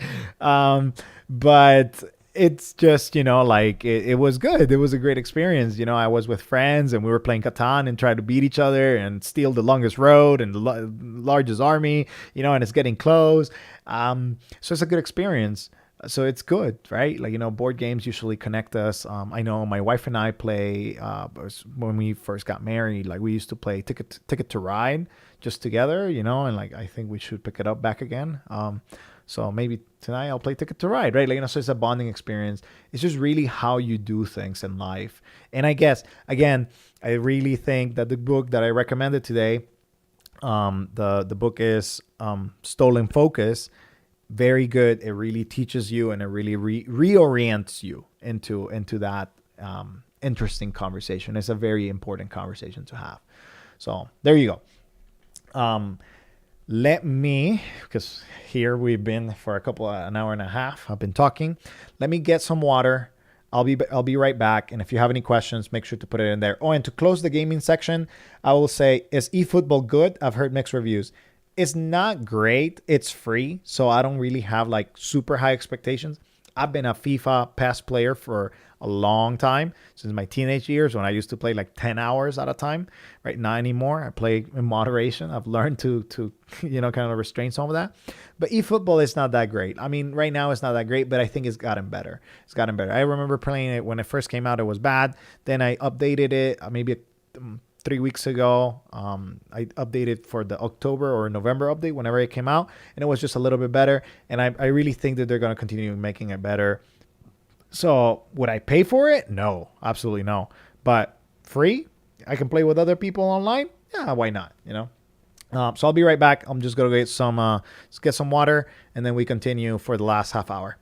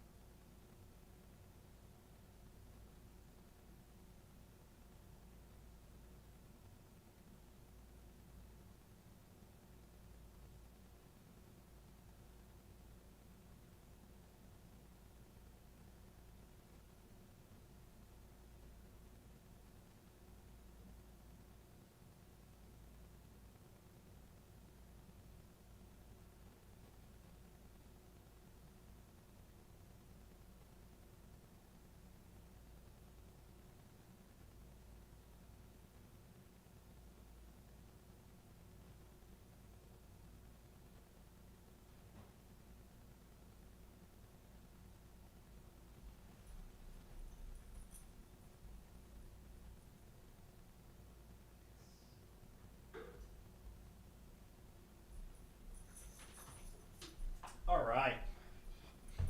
Okay. Live again. Let's go. Whoa. Whew. Don't want that. Spare my water bottle. Fill it with water. Get it going. Yes, Luca. In half an hour, we're going to go on a walk. Don't worry. That's another thing. Another recommendation, which is kind of odd. Get a dog or a cat, an animal. You take care of them. They take care of you. They're really emotionally supportive. And you have to take them on walks. Dogs, you have to go outside, literally, whether it's raining, whether it's, whether it's raining, whether it's sunny, they have to go, they have to do their needs. And yeah, honestly, yeah, again, a dog has been a great improvement for my health personally. We got my dog Luca when we were in Georgia during COVID, 2021, or halfway through COVID. And honestly, I mean, he was exercising me more than I was exercising him, And nowadays, every morning we go on a 45-minute walk. I go to a park, which is off leash, and it's just been great, and I get out. really in the morning, start my day right with a walk. So I personally think it's a good way. It's a good way of doing things. So that intermission is over. Let's get back to more questions. So what time is it now? It is 1:34. So 1:34. 30. More questions and comments. Okay. And then I'll do an update on the Mudita Pure. That is something that I need to do. Okay. So more questions and comments. Let's see. I was able to get Signal to work now. Oh, good. I'm not sure what's up with it. My tip is if you're not getting it to do the auto checks, reinstall the Pigeon app. That seems to be the solution. Yeah. Kimberly, one of our members, she says, why isn't speech to text more popular on dumb phones? Resources, I think that's the main thing for the operating systems that they're using. They're usually very basic. So for example, only the light phone and the Punked MP02 would be using Android, so that you're going to be able to use speech to text. You're also going to be able to use speech to text on dumb phones that are more smart, like super smart, like the Cat S22 Flip or the AGM M7. You'll be able to modify them in such a way that, you'll be able to get some speech to text function to work in there. So it's just resources for the operating system, and also manufacturers don't want to keep that cost. So for example, I'll give you the light phone uses Rev AI, and I mean, just perusing around here, look at the pricing. I think machine transcription, of course they probably have an enterprise plan, but machine transcription, it's like 2 cents per minute. And if somebody uses a ton, then, well, that's a lot of money over time, right? Like you have to justify the price. I know that Sunbeam uses Android, of course, and they're able to load their speech to text, which is very good as well. And they use Azure, Microsoft speech to text.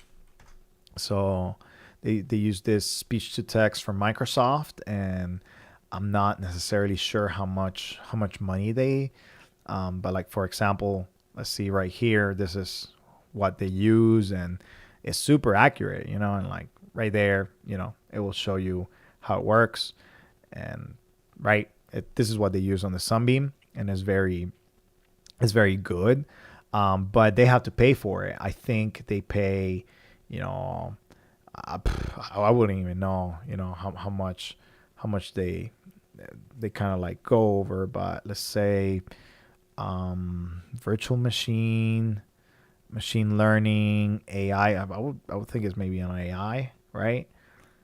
But it's probably, mobile, no. Maps, no. It's got to be on one of these, right? But let's say it's machine learning studio. I don't know. I wouldn't even know where to get it, but the pricing is probably not right there. You have to request a quote. Think about that, right? Like it's not something that you can just get right away, or maybe I don't know how to get it, right? Let's see if we can search speech to text. There it is. Speech to text, pricing table, 5 hours of free audio per month, and then pay as you go. $1 per audio hour. That's a ton of money. Speech to text, $1 per audio. Then you have kind of like commitment tiers, right? Let's say that you're going to pay for 2,000 hours, 80 cents per hour. That's super expensive compared to Rev AI. But, probably they get a package or whatever. So why do more dumb phones don't have speech to text? Simply companies don't have the resources, or they don't want to pay the resources for it. So that's that. Okay. Next question. ThinkPad guy. I really want a light phone 2, but the extreme cost is keeping me away. This is actually a good way to showcase this. 139, 39, 30, or yeah, that's fine. Light phone 2 and price. Okay, so let's talk about that. Let's talk about the price in the light phone 2. There's an option now, which I think you can look into. I don't know if you're in the United States, ThinkPad guy, but the light phone 2 just came out with a more affordable solution. This is how I look at it. So, for example, you can get a new light phone 2 for $99 with 1 year of service plan. So right now it's on pre-order, of course, because they're sold out. I don't know if they're sold out of everything. Maybe they are. I think they are. They may be. Yeah. So you can get the $99 plus 1 year plan. So essentially you pay $99 up front and then $30 per month with their plan, which is unlimited talk, text, and data. Their plan with tax comes out to be $33. So $35. And it'll be compatible with their own plan, right? But you're also going to be able to get it at $299 unlocked. And the way I look at it is just, when you look at the Verizon bring your own device plan for the light phone 2, I think that's where it's at, honestly. I think that's where you should, here, let me check compatibility. I'll show you, here, I'll put this on pause. Oh, it's on pause right now. Okay, perfect. Sorry, I was not even showing you guys like what I want. Okay, let me just put this in so I can show you all at once. So the light phone 2, when you go on Verizon, let me see device info right here. Okay, 100 131. There's. Okay, continue. Here, let me put my suit code. Okay, so here is what I'm going to show you. The light phone 2 has this plan right here. So I'll show you the two of them right here. So if you go to the light phone website, you have this ability, and now you can see it, right? $299 unlocked, and then $99 plus 1 year plan. So you pay $99 up front, lowering the cost of acquisition, but you have to pay $30 per month on tax. Now, this is their plan, right? And I mean, they make money whether you buy the 99 or the $299, right? Like, if you pay the 99, they get you longer for as a customer with their plan, and I think their plan is very good. It works with AT&T. I've tested, and I actually have it. That's my tester SIM card for AT&T, MVNOs, so it works really well with pretty much any phone. And then you have the $299, which is the main price. But here's the thing.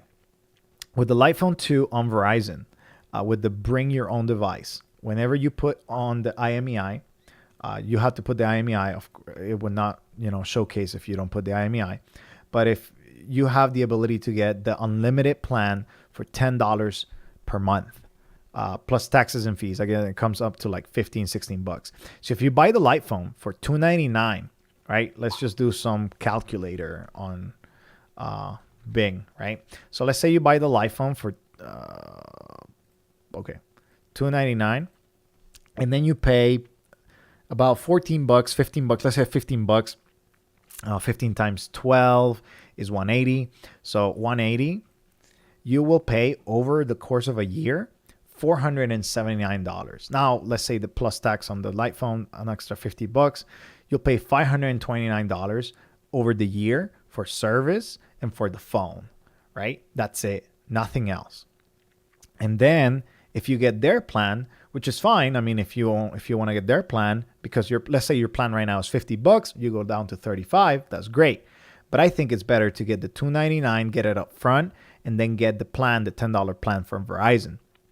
Now, the other thing is with the $99 plan, so you had $99 plus tax. Let's put extra $20 plus tax, $119, and then you pay 33 times 12 will be what, $360.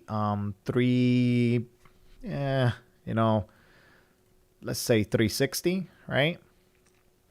Or 375. So you end up paying 494 over 1 year, right? So 30 times 12 plus 120 or 125 plus tax, everything, it's 485. If you pay 299, right, plus 150, right? Let's say it's 150 for everything and taxes, yada yada yada. Then it's 449. So, whether you take the taxes into account at 300, let's put another 25 bucks. Let's say it's 474, 494. So for the first year is very similar. But once you get to year 2, man, you're paying way less. You're paying 20 bucks less each year. I mean, each month, just for getting the light phone Verizon service. So I think both of them are outstanding deals. So 99 up front and then the 1 year plan, and then you can switch, right, to the Verizon plan, because you could do that. You give them 1 year, 99 bucks, then 1 year, you stick with them if you like the service. And if not, you go to Verizon and boom, you're good to go. I mean, it's really good. It's about the same price. You end up spending the same price for the first year, and then you switch to Verizon and you save even more money. I mean, I think it's a great idea. You get the device for 99 bucks. You pay them for $30 a month. You save some money, and then you save even more money by coming to Verizon if Verizon is good in your area. And if not, you just stay with them, and then it's good to go, right? So that's kind of like my way of thinking, right? Mathematically, it's about the same, and yeah. So you have some of that. Okay, perfect. Let's see. Christoph, one suggestion, Baba Is You is an extremely clever and fun little indie game. Maybe you want to take a look at it. Sure. I'll take a look at it. Thank you. More comments and questions. Actually, let's do more comments and questions. Let's see. More comments and questions right now. 146. And by the way, I think my Linux Diary put it in the chat. But the 99 thing is only a US thing because their plan is only available in the US. But that's for, I think maybe this person was in the US, and if not, that's kind of like just showing and also answering the other question about the $10 Verizon plan. But if you're, I don't know. I mean, I feel like there's better plans out of the U.S.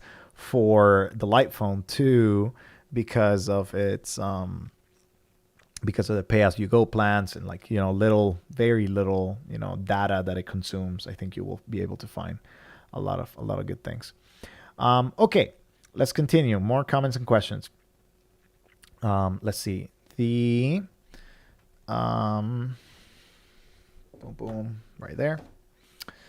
Let's see. Hi, you were recommended by a friend. I never heard of a dumb phone until this year. Very interesting. Oh, hey, Julie. Well, I'm glad that I was recommended. And if you're interested in basic phones, I'm here to answer questions. So,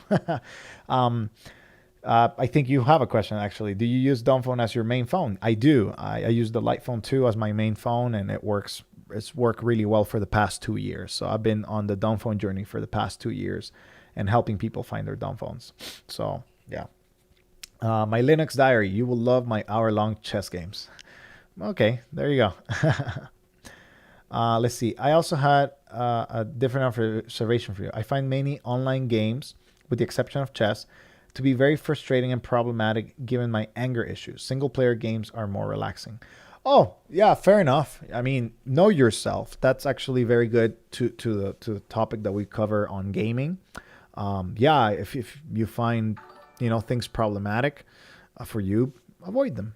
Single-player games are lovely too. I love single-player games. I think last year during the pandemic, I took some time to get over progressively Star Wars. What was it? The one that came out last year. One of them, and it was lovely. I mean, I love playing that game. I'm a Star Wars fan, so I like it. I like playing, kind of like story games, and you go with it. Um, there's actually a developer um, here. It's an indie game coming over really soon. I just saw this dude over Morrow. I think that's the name. Kickstarter. I think it's on Kickstarter. Let's see. Yeah, yeah, it is. So this guy, he is developing a game. It's like a very like indie game. It's non-violent and it's very like soothing and stuff like that. His name is Pixel Manta, and it's funded, so it's gonna happen. So it's good. 9 days to go. Yeah, I saw it the other day. Um, and it's kind of like like kind of like how it works. It explains about the developer, but it's kind of like a story exploration game, and I really love those kind of games. Like, they're really really nice. Like it's 30 days, and you decide when the day ends or when to progress to the next day. So a single day can take forever. Um, so every 30 days, or whichever frequency you want it to be, it just gets there faster and faster. Or if you want to close the game in like one day or whatever, you can do it. And then after 30 days, you lose all the progress and you have to start all over, discovering different areas. So if that's something that you're interested, I mean, it's like 10 pounds for the digital game and for backer credit. So there you go. And of course, he has other rewards and different things. But I found like those games are soothing for me. The games that are, kind of like exploration games and things like that, they can really get you into a good kind of like mindset. Yeah. And chess, of course. Chess is great. Okay. Um, I have a dumb device, which is a Lenovo tablet, and I had it since 2014. I use it mainly for alarms and Pomodoro. That's good. iPhone 8 Plus. I don't really use my screen time. A lot, 10 minutes texting people. Good. Um, let's see. I use a Dumbphone as a primary device. I've a couple of people sharing their stories. That's awesome. That's great. Um, yeah. I saw a guy walking his dog on a scooter today. I thought, well, at least the dog is exercising.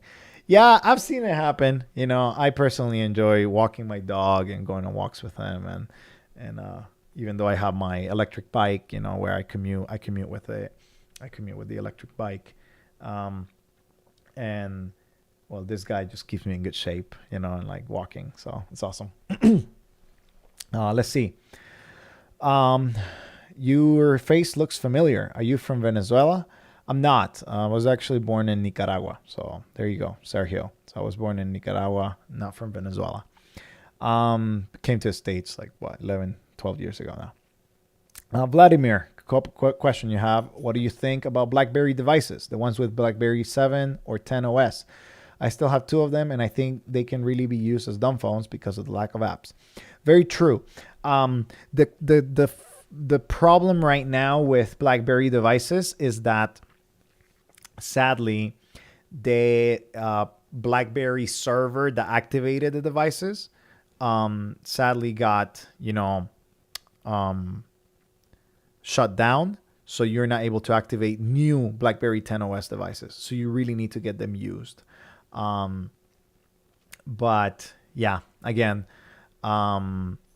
it's difficult, and for sure, like, it's something that's very complicated.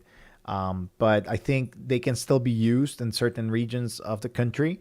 I wish I did have my BlackBerry device still activated, but I don't, and I kind of regret leaving them behind. I wish I still had my BlackBerry Classic. It's such a good device. So there you go. Okay. Next one, with speech to text, it is entirely doable. I'm not sure if it will be able to pull it off until that feature was released. Very true. Let's see. Can you use internet connection on a light phone? Not on the phone itself directly, but you can hotspot. So you can share the internet connection to someone else. So you go to, essentially, you go to here to settings. You go to the Bluetooth and Wi-Fi, personal hotspot, and you turn it on. And after that, you're able to share the internet connection with computers or smart devices or anything else. Okay. Price of the light phone is good in the US compared to Europe. Very true. Yeah, it's very true. It's very difficult. So a couple questions at the bottom. We see the Sony XPS5 still going to work with 4G. Yes, it's an LTE connected device, so it should work with 4G LTE. Let me transition into this. Jeff is asking if there's going to be an update for the Mudita Pure. And yes, there will be an update for the Mudita Pure. Actually, okay, let me get to it. Okay, 155. I can do an update in a couple minutes. Yes, 155. This will be the last segment, guys. If you have a couple of short questions, we'll get to it. And if not, we'll just save it for the next live stream. Mudita Pure update. Okay, so here's a couple things. Let me go to the forum first because I think you'll get a little bit more extra information in there. Number one, the Mudita Pure is being sent to more people. My unit is still not. So the. Okay, I'm sorry. I just saw something. iPhone 2 and the VoLTE issue is so annoying. I basically have to ask my friends to turn off VoLTE and their phone in order to have calls. I don't understand what you're saying because the iPhone 2 has VoLTE. But if you can explain AV a little bit more, maybe we'll get to it at the end of the stream. Because my phone has VoLTE and theirs also has VoLTE. I've never had issues with that. But anyways, let's get to the Mudita update. So I have not yet received my phone. Remember, this is the one that I was able to get from Max Crawford, and he graciously allowed me to keep mine. So that whenever, because I've been testing on it and, putting wear and tear, and he didn't need it right away.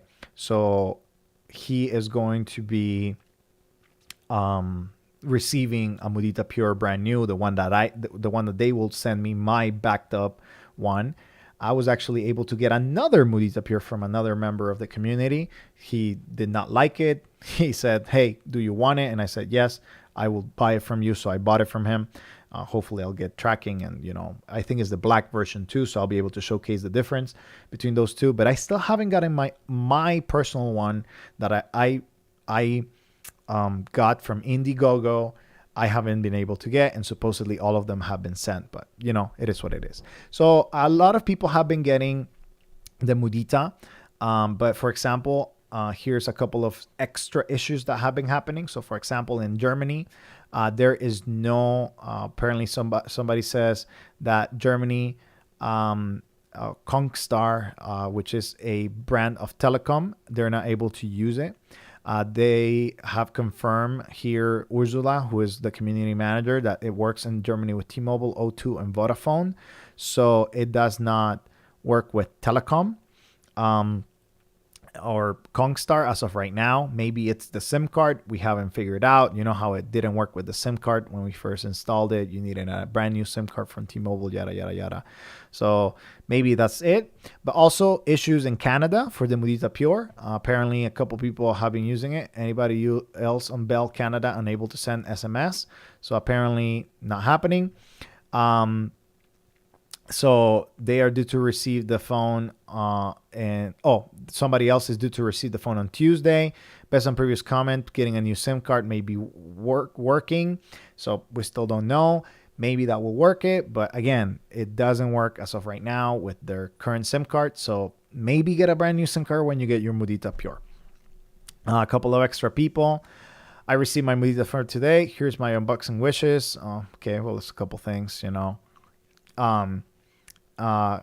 So AirPods Pro, not supported as of right now. Include a link to the forum that the software is kind of beta for sure. And again, there's a couple people that have said audio speaker is very low and silent. It hasn't gotten fixed, but there is supposedly an update. So here, regarding the audio issue, I believe that our team is working to address this. So they are working on it. They're getting the feedback from everybody. But here's a couple of the things. And this is why I say just hold off. Just please hold off on getting your Muditas. If you're interested in the Mudita, just keep watching because they're requesting for more feedback and more updates coming soon. Here, the calendar function, they requested, hey, what are the calendar things that you want to see?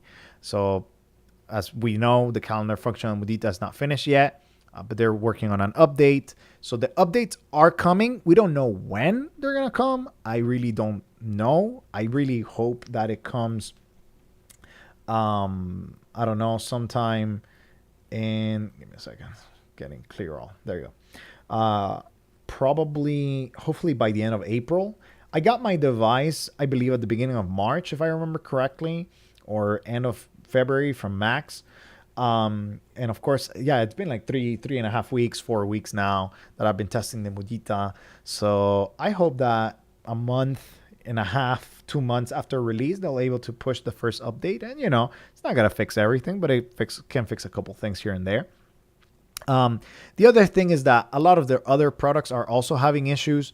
So, for example, Kirk here talks about, like, I'm grateful that Mudita takes seriously the possibility of the Harmony freezing on its own. I'm grateful that my Harmony did not freeze while I was asleep, given that I rely on it to wake me through its alarm. It froze with the big button up with the orange ring visible, which proves that a Harmony can freeze while an owner is asleep, so that's not good. So a lot of people, have shared their feedback, and they, their devices are locking up, or their their time is getting shifted on their alarm clocks, which, it's kind of like a little disappointing, not gonna lie, but at least they're willing to take the feedback and revamp it. So it's a company that's trying to, do things. You can read this thread on like the issues on their alarm clocks and things of that nature. They're gaining time more often. So, a lot of like these different things are happening with the Mudita phone.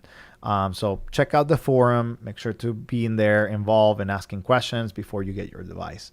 Because as of right now, I still cannot recommend it personally. So we have the device here. And as you see, of course, the e-ink screen, you see very or no signal.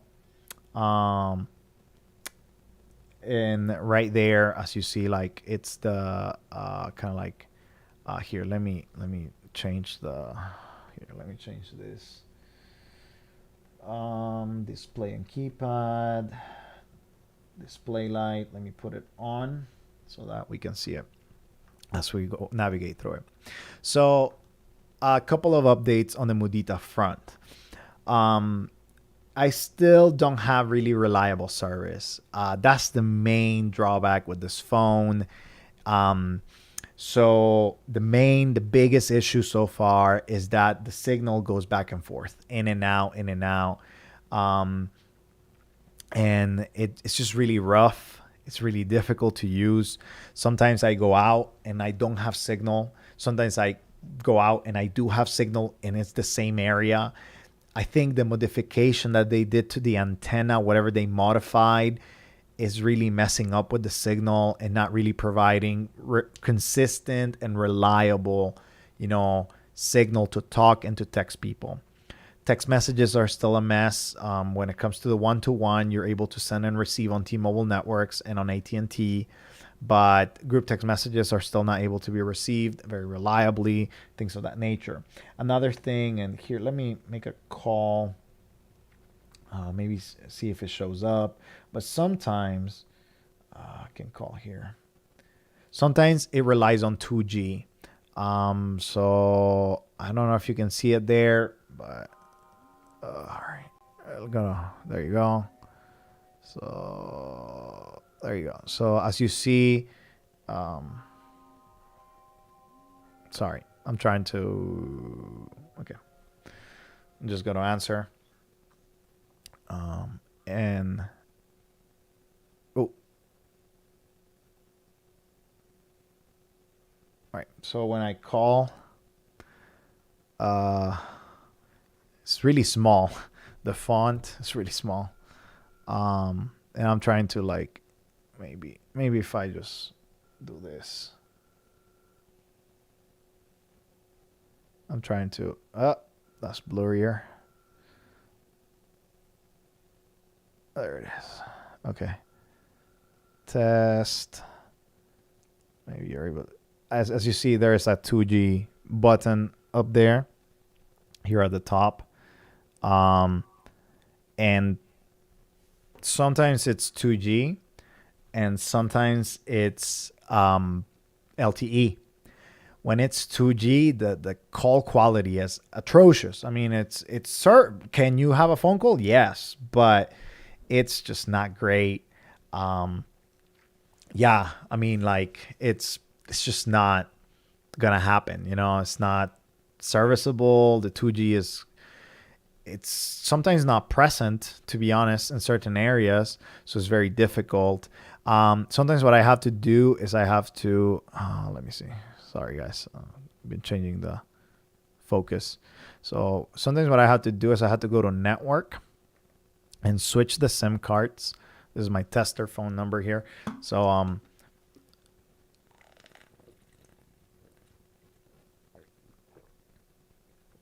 there you go. So I need to reactivate sometimes. So I switch from SIM card 1. And whenever I reactivate or put it on airplane mode, sometimes like this is the button to put, like I go all the way to offline. And then I go to connected. Sometimes that works and it gets me to LTE faster. But sometimes it doesn't work and it gets me only to 2G. And like, it's just really complicated, right? Like, if you never know when you're going to get either 2G or 3G or 2G or LTE, it's really difficult to make a decision on buying a phone like that. I'll give you an example from the forum. Corgan, I think that's the name of the user. Signal strength right here. So for example, I have a difficult assessing my signal strength. I'm not entirely sure if the Pure is reporting it correctly. For example, here I'm receiving a phone, but the phone is reporting no SIM/offline for approximately 10 minutes. So I think they're using AT&T, and I'm talking to them like, they're using an MVNO, or they're using a Verizon MVNO maybe. But essentially, there is no reliable method to know whether it's going to work well or whether it's not going to work at all. And that is just very difficult for me to be like, yes, I want to recommend this device because I think it can meet a lot of needs for its basic, features. But the problem is when you have devices like the Nokia 105, right? So you have these two right here.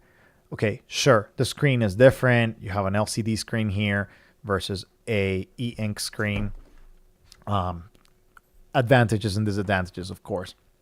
But when you have a device that does the same thing that the Mudita Pure for $300 less, then you kind of start questioning like, hey, should I spend $300 plus like $300 more dollars on this device just because of what, right? So this one has a calendar and it works well. You're able to add new schedules. You're able to add events, whatever it is that you need. The Mudita Pure is still developing that feature, so you're not able to use the calendar, even if you wanted to. Like, you're just like right here, calendar, right there, but it's just for show. So when you're really thinking like, man, $300 difference, and you don't really get any better call quality at all because it's not VoLTE, so you don't all the time it's not VoLTE. You don't really get to work on a couple extra things here and there, like the tethering, or like, it's not working with Windows 11. It works with Windows 10, but it doesn't work with Windows 11. So I got that to be confirmed by the developers. So it doesn't work with Windows 11, the tethering. So if you have Linux or Mac OS, it probably will work. But if you have Windows 11, it won't work. Or Windows 10, it probably will work. Maybe not. I don't know. They're still working with the manufacturer of the modem to get the drivers to work, yada, yada, yada. But again, there's a lot of things that are happening that I'm like, it's not delivering on its promises yet. So please just hold off on your purchase.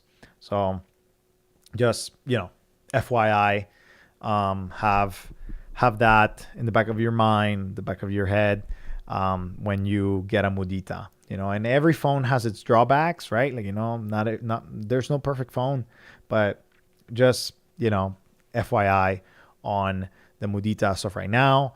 Battery life also is not great, not at all, not as promised. It's still very minimally 2 days. Yeah, so 2 days max. I'm on my second day right here, and the less signal you have, like the less bars you have of signal, the more it consumes. So again, that. Oh, thank you. Do they make that for men? Donated $10. Thank you very much. Appreciate the super chat. Really, really thankful for that. Last questions, closing questions right here. That was my update on the Mudita Pure. If you have any questions about that, make sure to send me a message here in the comments or anything, or also on the Reddit. But a couple last questions. Let's see. So AV clarified. Okay, awesome. It says, so I live in the Netherlands, T-Mobile, and when my wife, iPhone user, calls on my light phone, we were connected, but there was no sound. Once she turned off her VoLTE, we had sound again. Oh, okay. So maybe it's not catching on the VoLTE signals over there. Huh, that's interesting. I would say look into your carrier in the light phone. Maybe they can figure something out. I know it's been having issues in that region and Germany, and had issues with a couple of the carriers. So yeah, reach out to the team and see what they say. I have no idea exactly. Yeah. So let's continue. Telecom is T-Mobile in Germany. Okay, that's correct. Okay, so maybe it's not working with T-Mobile then in Germany. Let's see. What's your thoughts on using an actual old phone like an original 3310? It would be amazing if they still worked here in the United States, but yeah. In the United States, most of the older devices don't work anymore because of the lack of 3G/2G in many areas. I would love to use an older device. Yeah, they usually work better. Like something with Symbian would probably work better, but they're getting phased out. Their IMEIs are getting blocked. It's kind of sad, but it is what it is. Okay, last comments.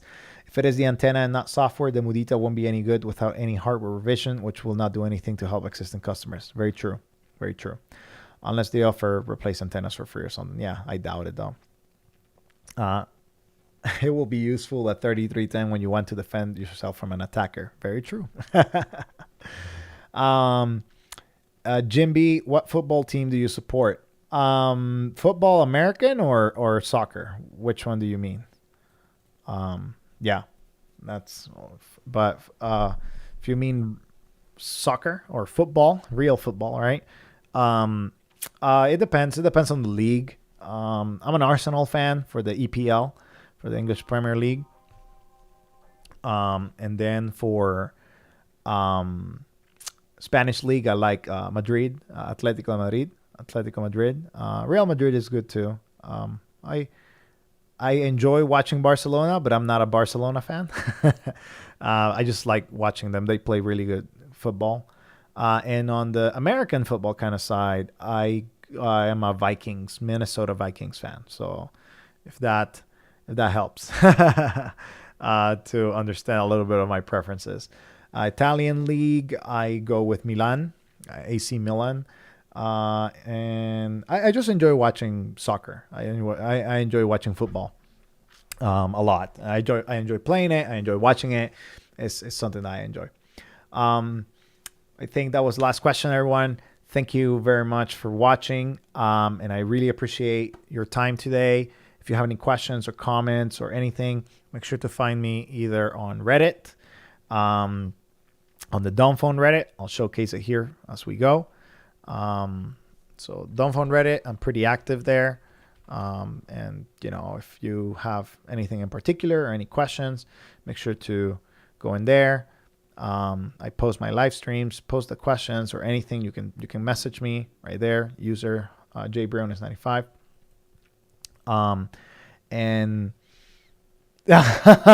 he said I'm English and I may have to unsub now after the Arsenal comment. Oh, I'm so sorry. See, this is why I didn't even want to share. Like, um, oh no, I mean I enjoy watching football. I mean I think I became an Arsenal fan because of Henry, Thierry Henry. Um, when he was a player like in the 2000s, that's what was one of my favorite players. So that's probably why I enjoy Arsenal. Um, but I mean, I think you can make an argument, right, as a football fan in England, in the UK, that anything that I would have said would have been taken quite um, uh, what was it called, like I don't know um, which team I can get away with the English crowd. Because if I say Man U, then everybody gets no Man U. Or if I say Man City, oh well, the petrodollars, the petrol, all that money that comes from in the Middle East, right? Like, if I say Chelsea, well, Abramovich and all the problems that are having right now. So I think there's no winners for the EPL, right? Like, I think you have to support something like Leicester City, and even then you have issues. But anyways, um, um, maybe we can watch a game or two together and just enjoy the soccer. Just enjoy the watching football. That's what I enjoy doing, watching football. At the end of the day, teams are teams, and fans will be fans, right? And you have to accept the wins and the losses. Um, but again, thank you for watching, everyone. If you have any questions, there's the Dumbphone subreddit. Sign up there. I'm also on the Lightphone subreddit. Those are the two subs that I frequent. You also have the Discord, email. Just contact me whichever way if you have any questions or if you have anything else you want to talk about. Thanks for watching today, and I'll see you in the next video.